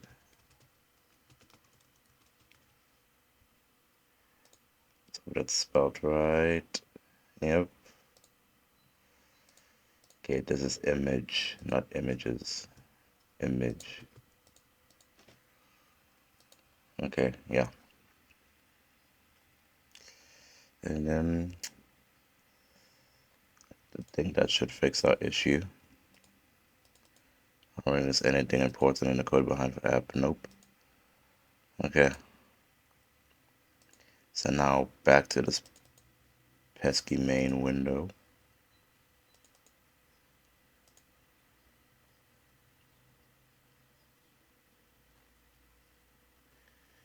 No issues found, and okay. If I show you like this, here is a button. So we got sidetracked a bit, but it will be worth it in the end. So now that we've done that, we just need to do the other buttons. And okay, I'll do the images stuff last. So you get the gist of this. We're going to do the same thing but for the other buttons. I'm just going to copy paste from here. So copy paste. Remember when you're doing this, just copy button style and then just say, okay, call your command home command, recipe command, the recipe list command, and then just say your images and stuff like that. Okay. Now, it's here are my 3 tabs. So now that we're done with this, let's add some stuff underneath the stack panel. So we're just gonna add a simple label, foreground, I'm gonna say it's white, and horizontal alignment.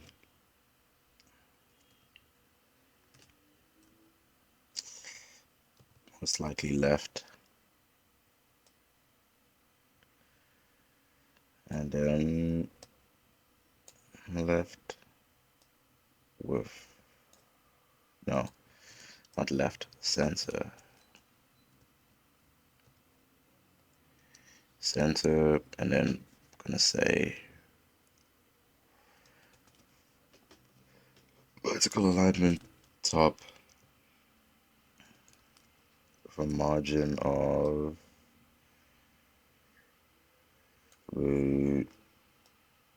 let's say 0, 10, 0, 0, and then a font size of 40. Font size of 40, okay. And then we'll say recipe app. And then we're gonna copy this, put it at the bottom, and then we'll say the user. So for you, we'll say by you. You know, this is where your name goes. I'll just say your name.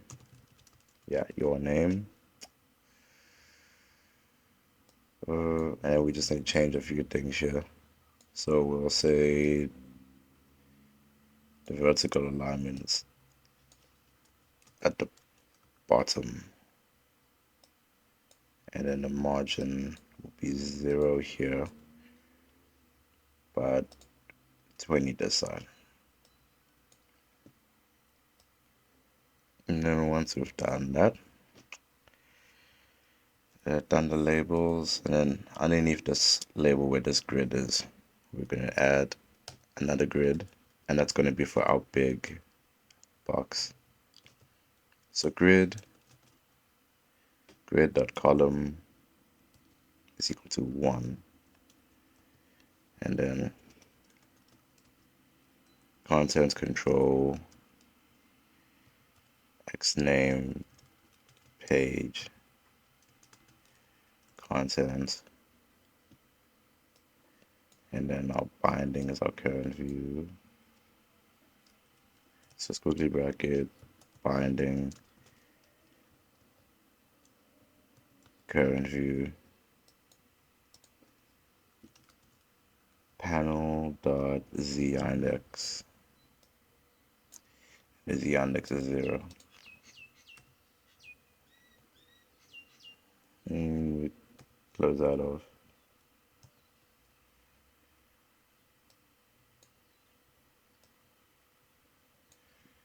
And then just a button. The button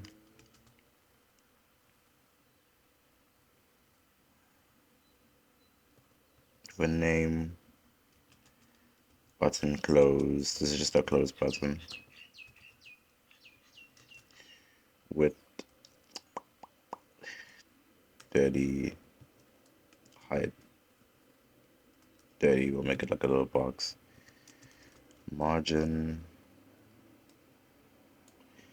0, 5, 5, 0, 0, comma 5, comma 5, comma 0. And then we'll say click. And then button close. That's just our event handler. Button close. Click. And now I'll just copy this stuff.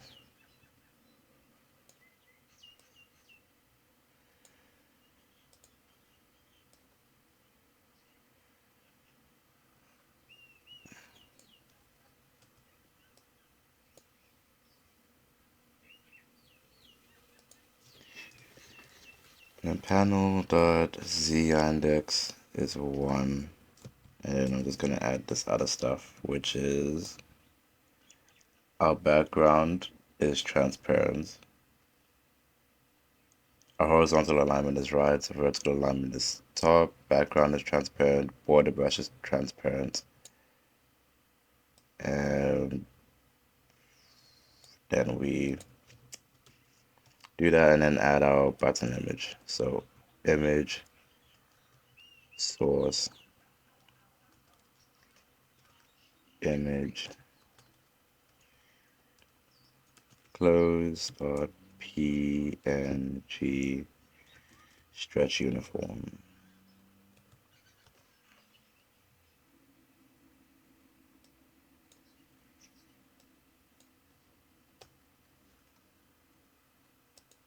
Okay, like I said, we're supposed to have one error here, but it's fine. You can just ignore that for now. And yeah, okay, this your name is a bit too big.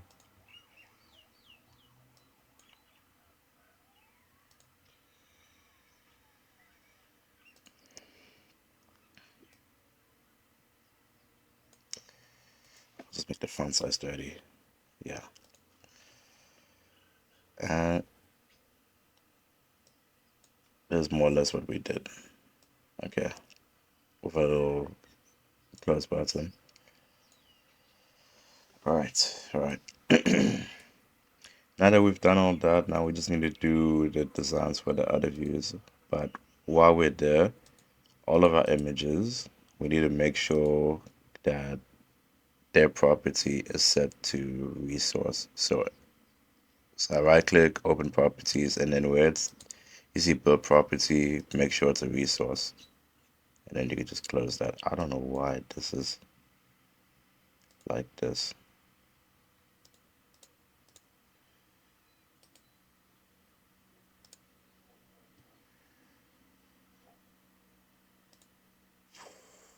Let's unpin this. I just want this on the side. Whatever. Let's sort it out later. Resource for do this for all of your images, by the way. Wonder if we can do multiple builds. Yes. Add.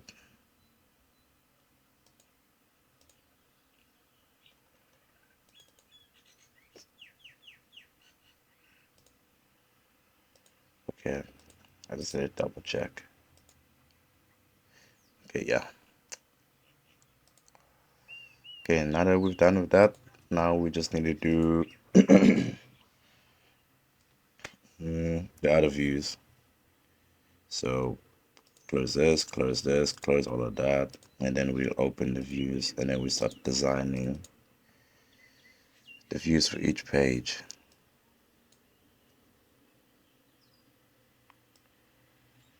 Okay, so we don't need that,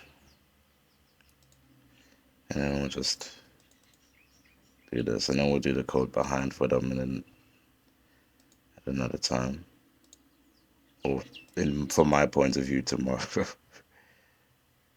For you, that'll be like the next video. Okay, so same as before. Okay, well, not same as before. What we're gonna do, we're gonna make this a border, background, and white. This is for add recipe.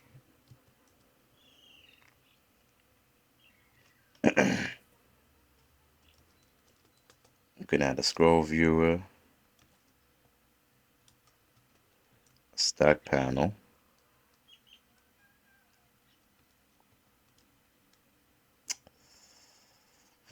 another border, with its name being and border. Let's just make it a normal name, not an X name.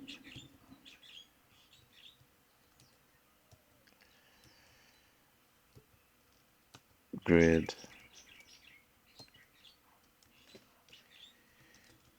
label, font size 20.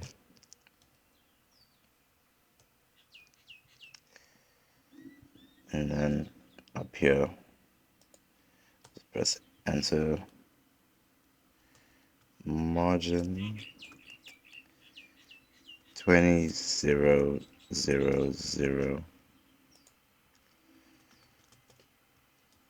All caps. Recipe name.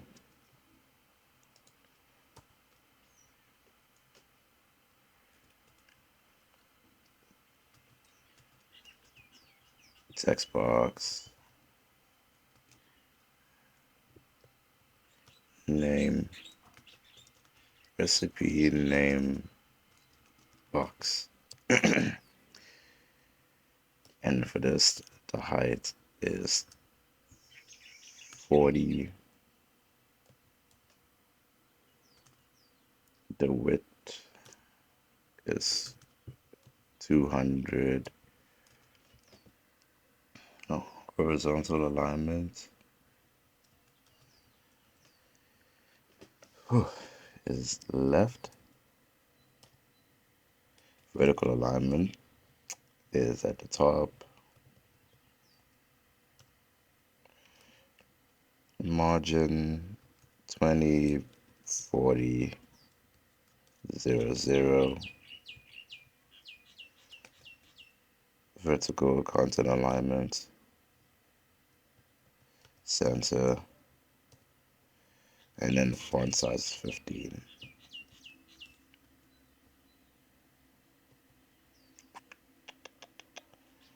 And then text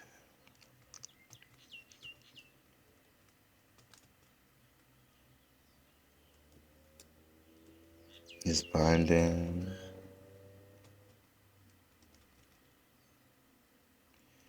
Recipe name. Alright, we should do the bindings later. We'll do the bindings later. I'll just write add binding here. That's part of the code behind what we'll be doing.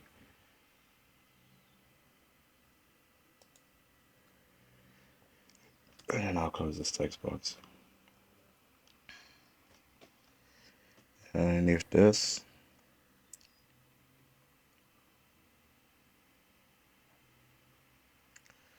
so we've done this grid, and then a border. So underneath this border, there should be another grid.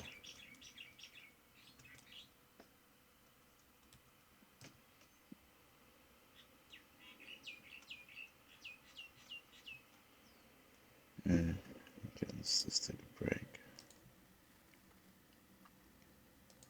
Okay, let's continue this already 2-hour video, my god. Okay, so grid. Which grid were we on this time? Okay, blah blah blah blah blah. Recipe name. Yeah, okay. We're in the second grid. The ingredients container. Okay, add binding here. And then grid. Stack panel.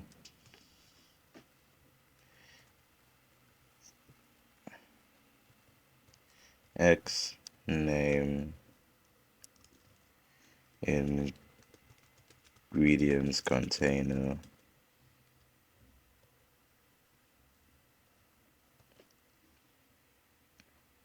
That's all we need, right?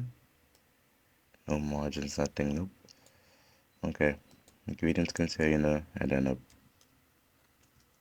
order in the stack panel.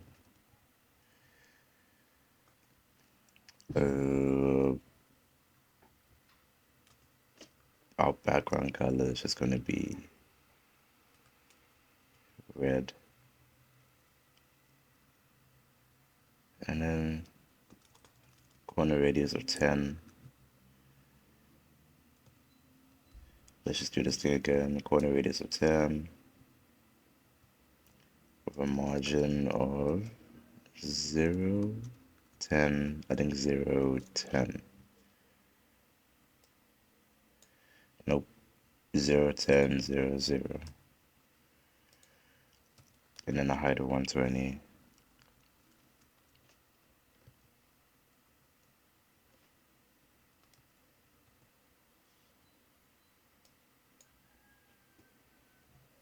Okay. Then we had a grid in this. A grid dot row of 0.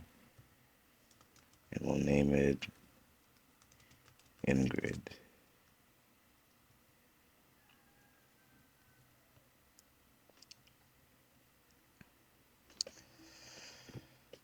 We'll add a label inside it.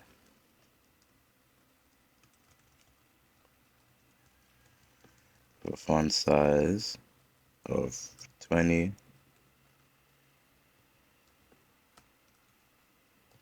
a margin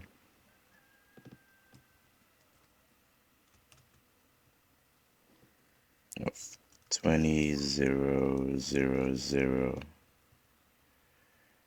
and then the contents, we'll say it's ingredient 1.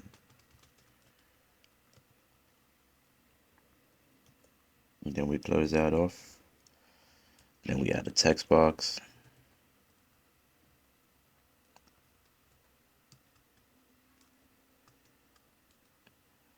With a name of text box 2.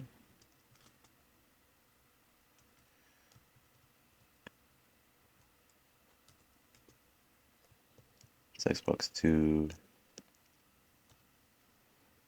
And then a height of 20, a width of 200, a horizontal alignment, which is left, a vertical alignment that's at the top, a margin 20, 0, nope, 40 actually, 0, 0, vertical alignment at center,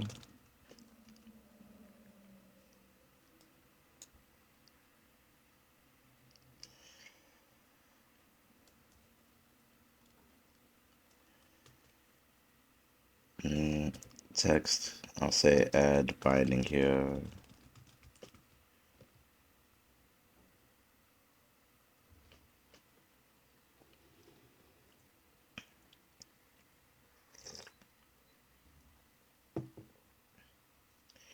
then we close that off. And then now a combo box with the name F group, which is a food group, a height of 20, a width of 90, margin is 20, 90, 0, 0, horizontal alignment left, an item source binding, which we need to do later, and also selected view. So do this later. I wonder if it'll let me do that. Yeah. Now, we're working on design now. We'll do those two later. So, we'll close out that combo box.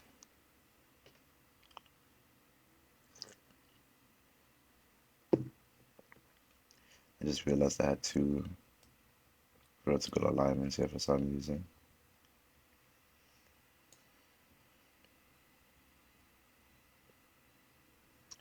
This is supposed to be vertical content alignment. There you go. Okay. Back to the combo box.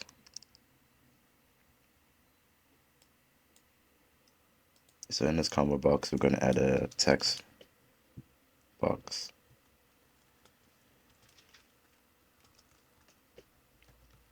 Text box. And then the name will be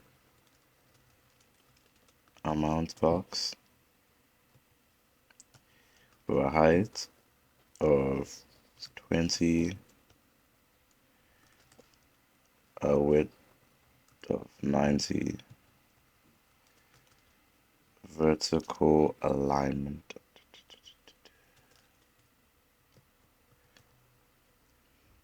a vertical alignment bottom,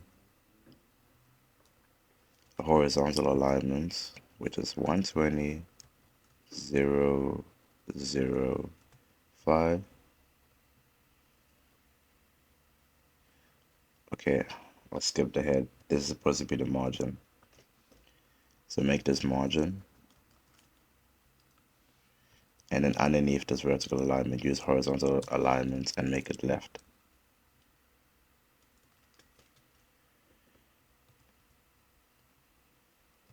And underneath this, text for binding, add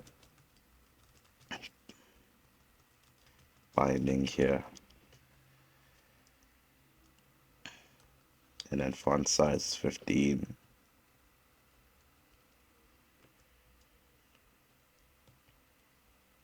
Okay, we've done that.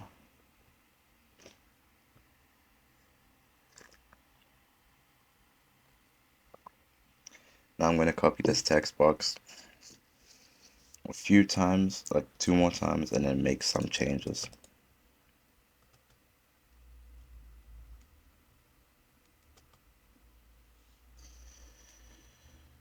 All of this.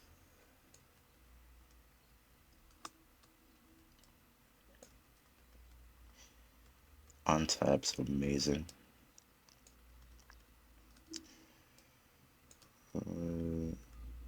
Okay, we've done all of that. So now this is our amount, and then this is our unit of measurement. So we'll say unit box.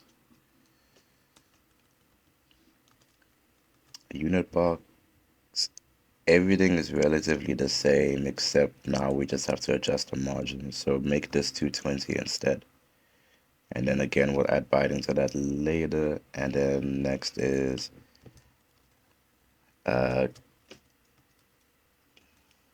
calorie box. And I hope you guys have a lot of data. 270 here. Again, we'll add binding. I don't think the font size matters here, but we'll leave it. And then now for all of these boxes, I think we're done in the combo box.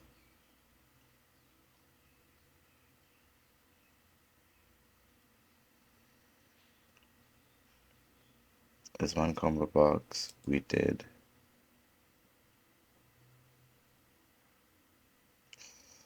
Oh no,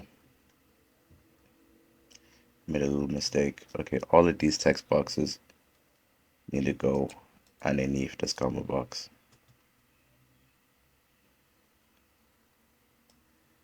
Just select all of this and just press tab to get the alignment right.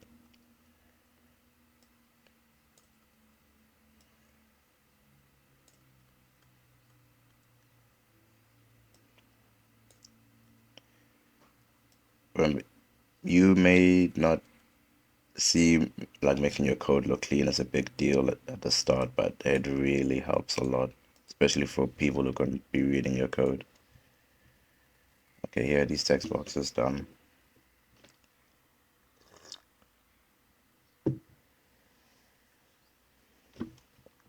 Okay, and underneath all these text boxes, now we start doing our labels. So label with a vertical alignment of a bottom, horizontal alignment left, margin 15, 0, 0, 25, and then in the content we'll say food group. We close that off, and then we're going to copy and paste this label a few times.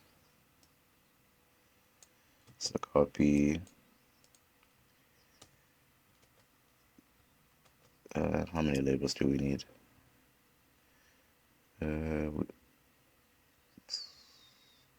1, 2, 3, so 4 more labels. Sorry, 3 more labels actually. But in total we'll have 4.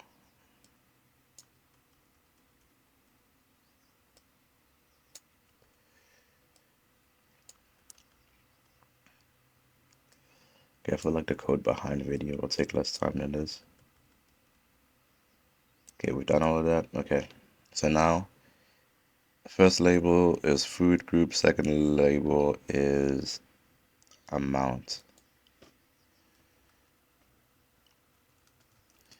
Amount, our margin is 115. Okay, our next label is 215, and I'm assuming that is units of measurements. Yeah, so unit or just a unit. And then the last one is 265, and that is calorie. These calories. Done that label. And then we're just gonna add two buttons. I'll just copy paste this button anyway.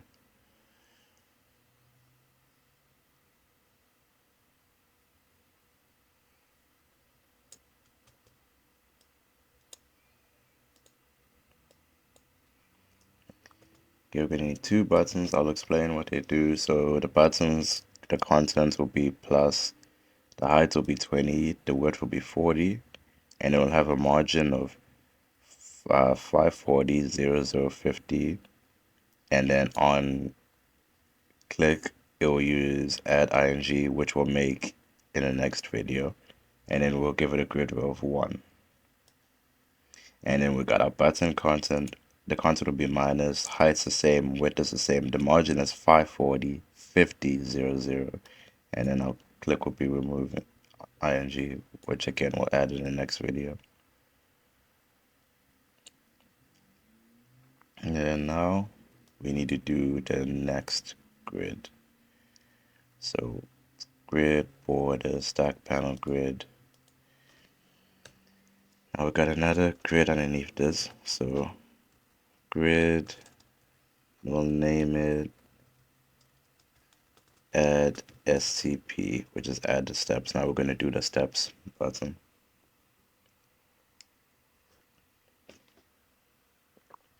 Though of the other pages, this one also takes this is like the second longest design. And then home and everything else is just very quick. So once we've done that, grid, stack panel, xname, step container, we'll do a border with a background of light pink.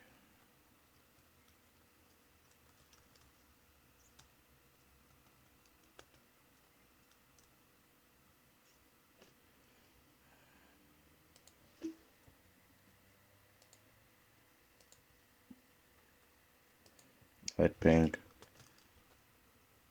corner radius 10, margin 0, 10,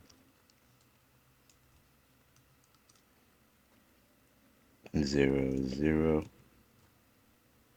and then height is 80.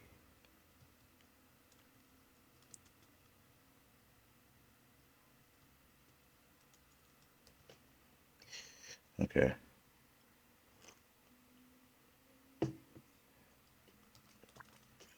Grid dot row is equal to 0.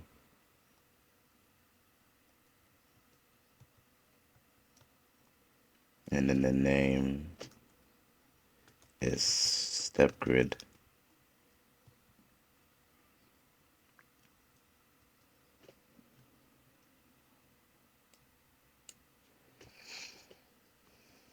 And then label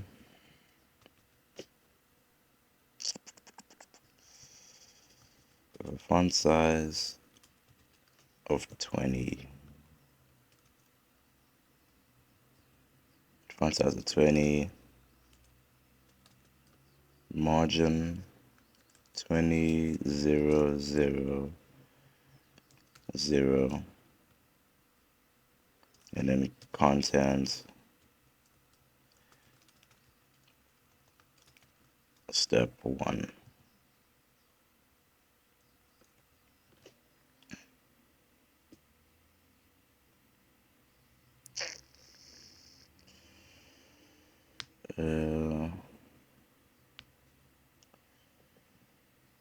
Add step it on that label step 1. Although I don't need to do this, we can just close this off normally. So backslash, okay. And then we'll just do our little text boxes and our buttons, which it's literally just a copy of what we've already been doing.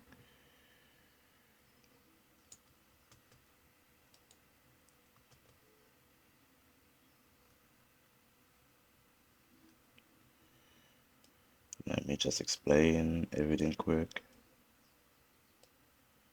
1, 2.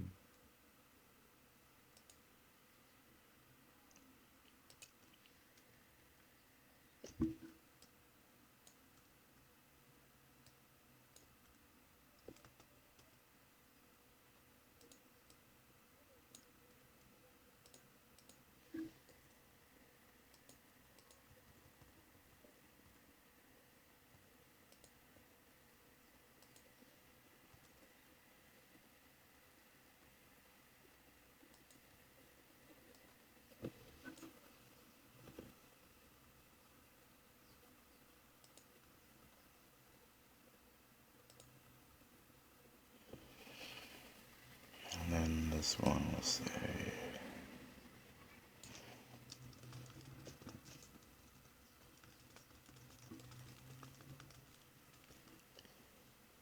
okay, so just to recap just to explain what I'm doing. So we just added a text box at the top. We're literally just copying what we did originally for the box above. So we gave it a height of 20. We set the width was 200. The horizontal alignment is left. Vertical alignment is 20. The margin is 20. 40 0, 0. Excuse me. The vertical content alignment is center, and then we say we're gonna add the binding later, and then the button height is 20. The button goes underneath this code, and then the width of the button is 40. The margin is 540 0, 0, 50. Then we added a click add step, which we're gonna do in the next video, and then the content is plus, and then the button is 20, 40, 540, 50, 0, 0, remove step, and then the content is minus. Okay, so now that we've done that, now we got another grid. And these are just two buttons that, again, I'm not going to type all of this. We're just going to copy and paste it, and you can just pause and check it out later. These buttons go at the bottom.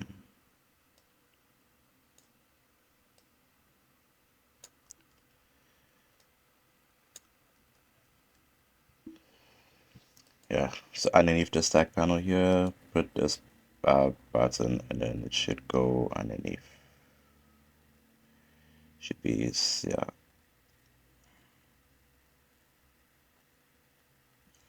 Stack panel, something is amiss here. Right. I added it. So there's a grid button, and then there's a grid. And then above that should be a grid.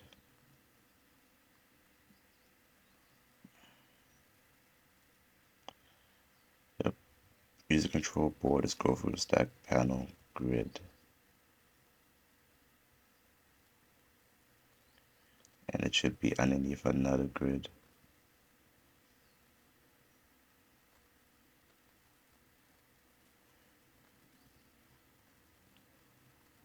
Meaning that I added another stack panel for this other stack panel. belongs to this. This grid was never closed off. Yeah. Okay, so we just need to go to where this grid ends. It would probably, yeah, would most likely end underneath the stack panel. So we will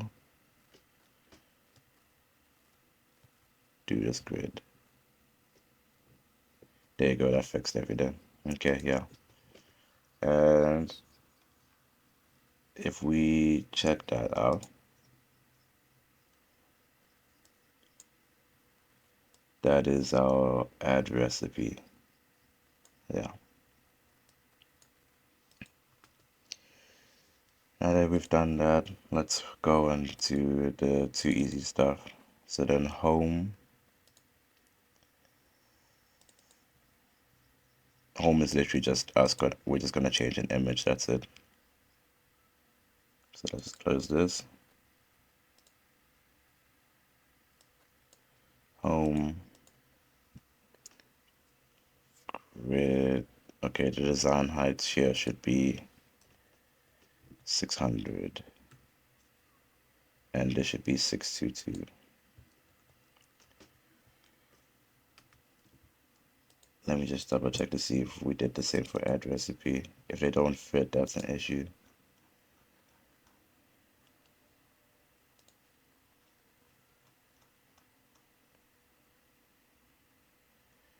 Guess it didn't matter much for add recipe. Okay. So back to home. Done that. We add a border, corner radius of 0, 20, 20, 0. And then a border dot background. And then we add an image brush. Our image source is, image recipe book. That's the name of my background image that I'm using. It's a JPEG. And the stretch is fill. And then we close that off. I think my folder is called images, not image.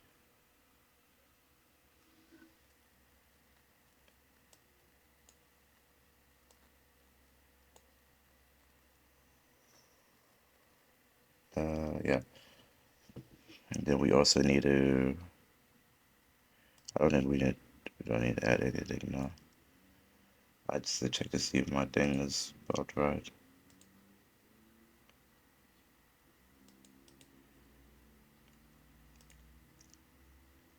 It's set to resource, so it should be working.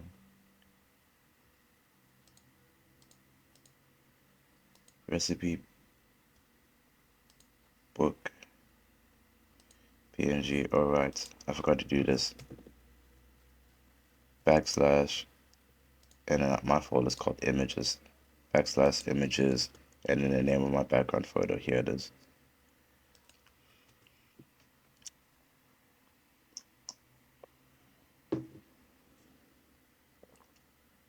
Yeah, I think that's it for this one.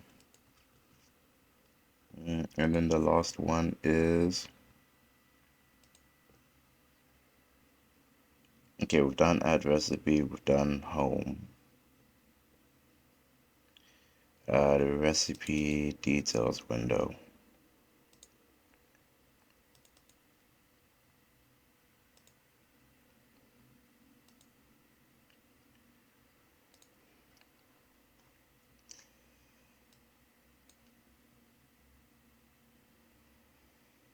So in here, stack panel, label, contents, recipe name,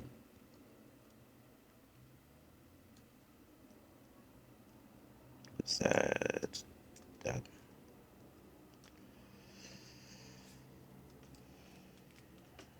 Text block for text, add binding here.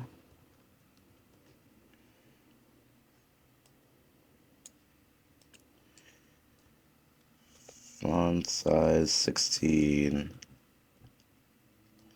font weight, bold, and then margin 0, 0, 0,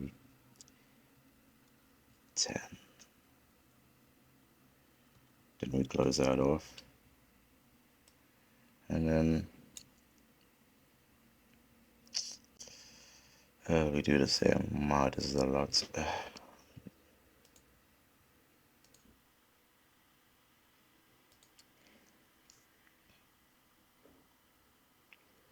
Okay, now that we've done that, we need to do the label for the ingredients. So I'm just going to copy this.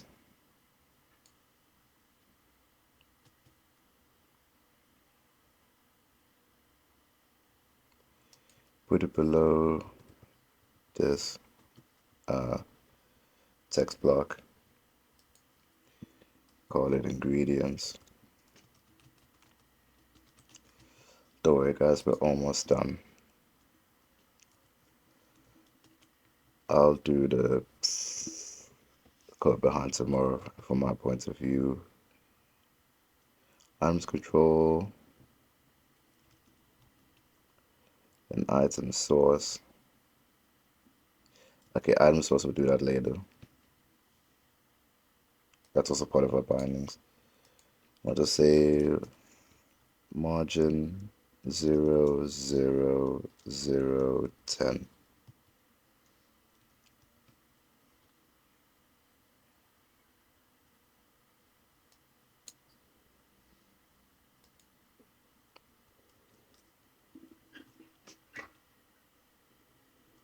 Items control dot item template.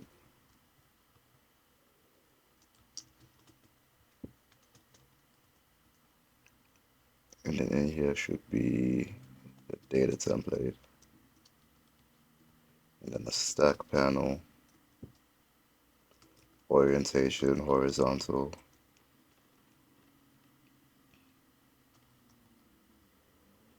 And then in this one, we add a few text blocks. So I'll say text block, text, stuff like that. And then we'll just copy it. 1, 2, 3, 4, 5. And then we just add 2 margins to 2 of these. So margin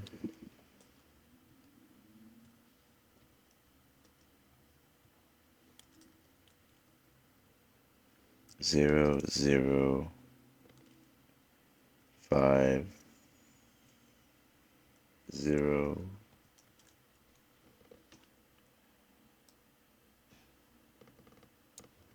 and then same for this one.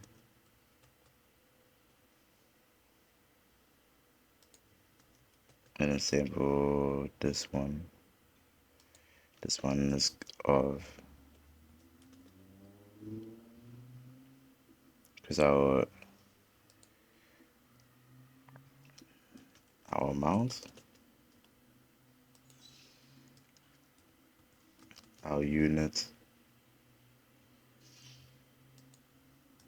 and our ingredient is going to go here. We're just adding these sections for now. Okay. And then underneath this items control, we're going to add another items control, but I'm going to be lazy and just copy and paste it from my original code.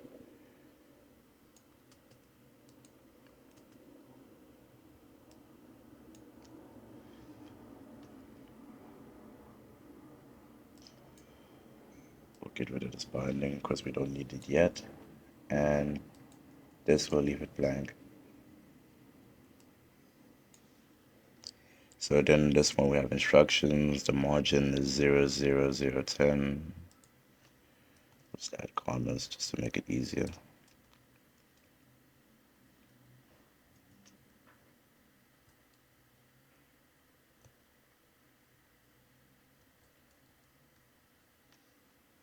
0010. Orientation is, yeah, this. Orientation is horizontal in the text block.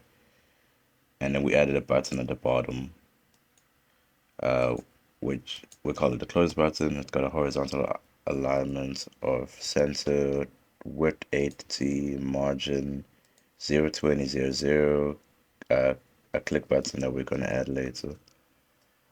And yeah,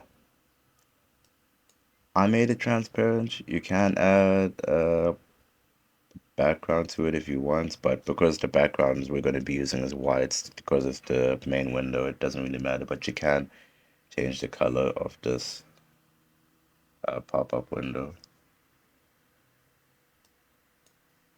Mm,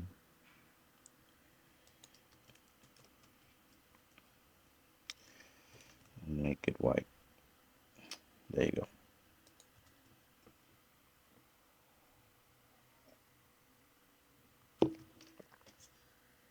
Okay.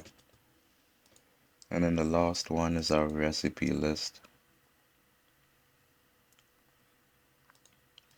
And then we'll be done with the design part of this app for the video.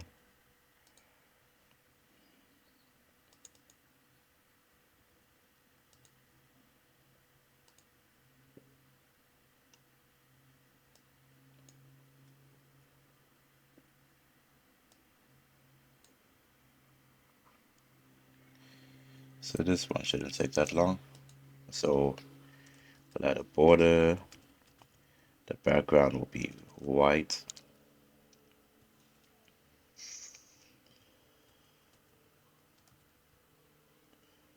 We'll add a border inside this border with a height of 50, a width of 620, a vertical alignment top,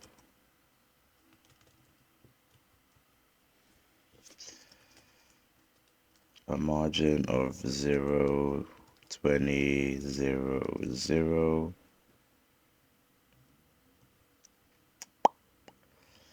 and a background. Just go with Alice Blue. It doesn't really matter. Okay.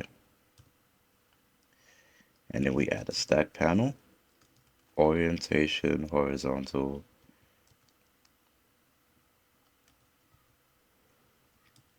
and then a text box.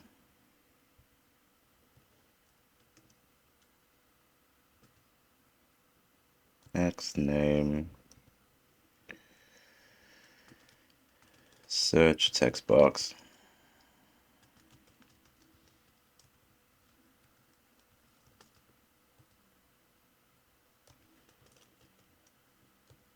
Font size of 15, a height of 30, and a width of 500.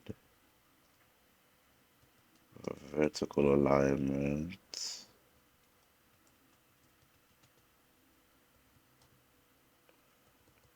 of top, a margin 0, 10, 0, 0, and then key up, and then we'll name that later. Actually, yeah, we'll name that later. We don't need key up yet. And we'll close this off.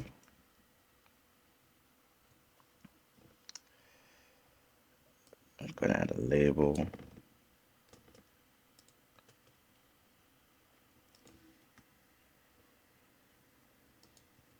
The label will say search bar, and it's gonna have a margin of 10, 10, 0, 0.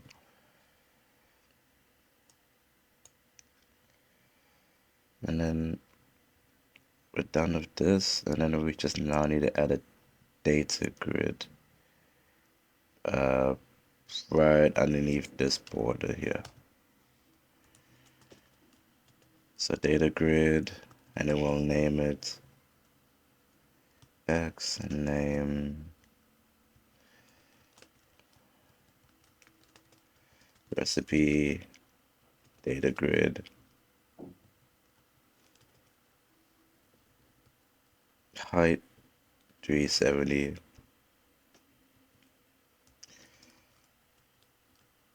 margin 0 80 0 0 auto generate columns false selection mode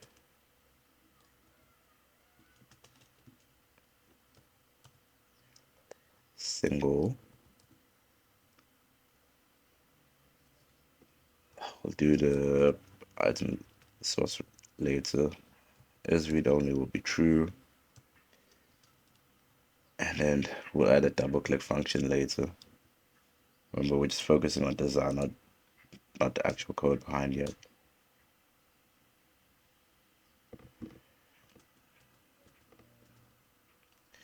Okay, then we open this up, and then we add data grid columns inside, and then uh, we'll add these 4 columns here, but we'll want to do the bindings. So we'll get rid of the bindings for now, because that's for the code behind. Right now we're going to do a design, and then we'll do code behind later.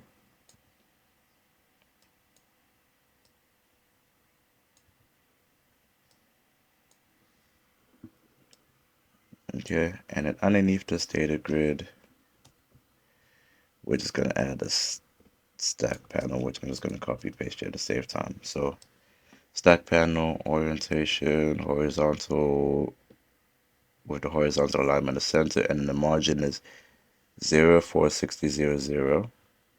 And then our bottoms content will be added. The height will be 20, the width will be 40, and then we added a button click event that we'll do later. And then content delete height 20, width 40, and then this button that we'll use later. Now I think that's all of the views done. Let me just check my main window.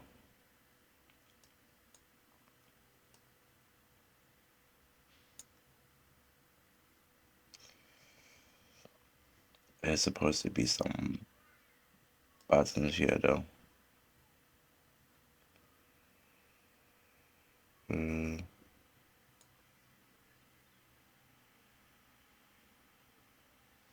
Right.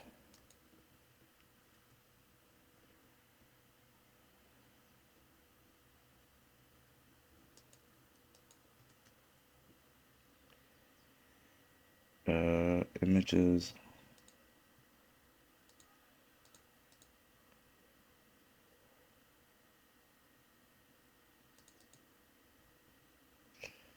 There's my pictures right here, but they're supposed to appear here though. I wonder why. Alright, okay, well, I forgot. I think I needed to do a backslash. Nope. Let's just check the original for reference.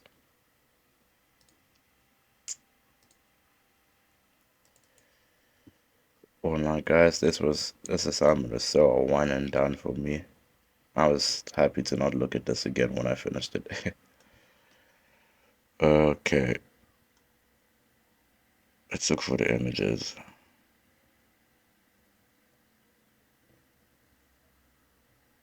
That seems to be working fine though. And if I look at my main window, there they are.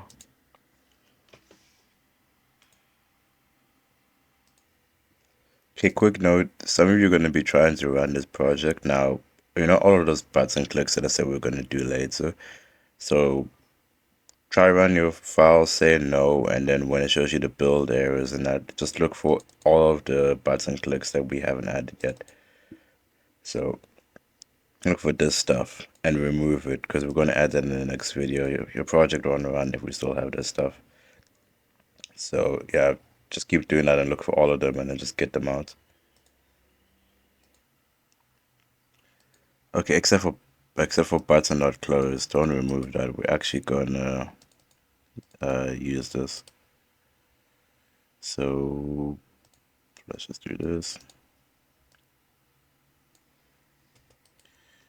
View code behind. It doesn't have that. And then we're just gonna like I'm not gonna do the button thing. I'm kind of drained right now. So just write private void button close object sender routed E routed event ERG, and then we save that. And we're gonna run the project. Now this is just design. Barely anything's gonna work. Okay, there's another error. So we're gonna look for where that error is. Button close, click.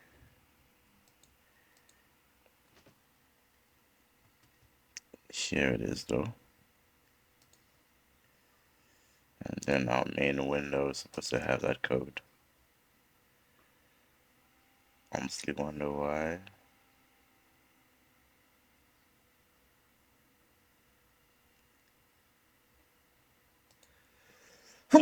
Excuse me.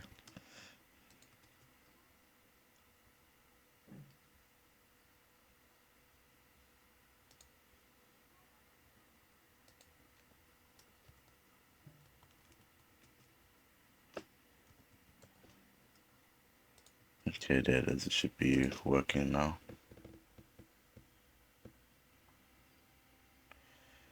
Okay.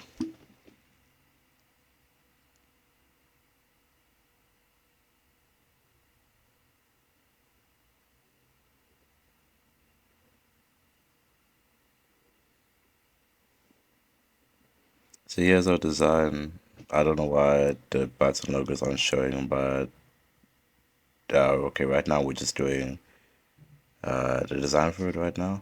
See, I'm already tired. I'm literally speaking in circles. So here's our app, and here's the button hovers, as you can see. And then when we click that, here's our recipe adder that we're gonna do the code for in the next video. And then there's our recipe list that's gonna show up in our next video. And then if we just click this, it should close the project. Yeah. So thanks for watching, guys. I'm sorry this took so long. I'm very drained, so I might get a bit of, yeah, I feel like I just gave myself burnout. But yeah, all of this is just for the design. This might be a bit overwhelming, I won't lie. That's why take your time with it and try not to rush it. But yeah, I'll see you next time.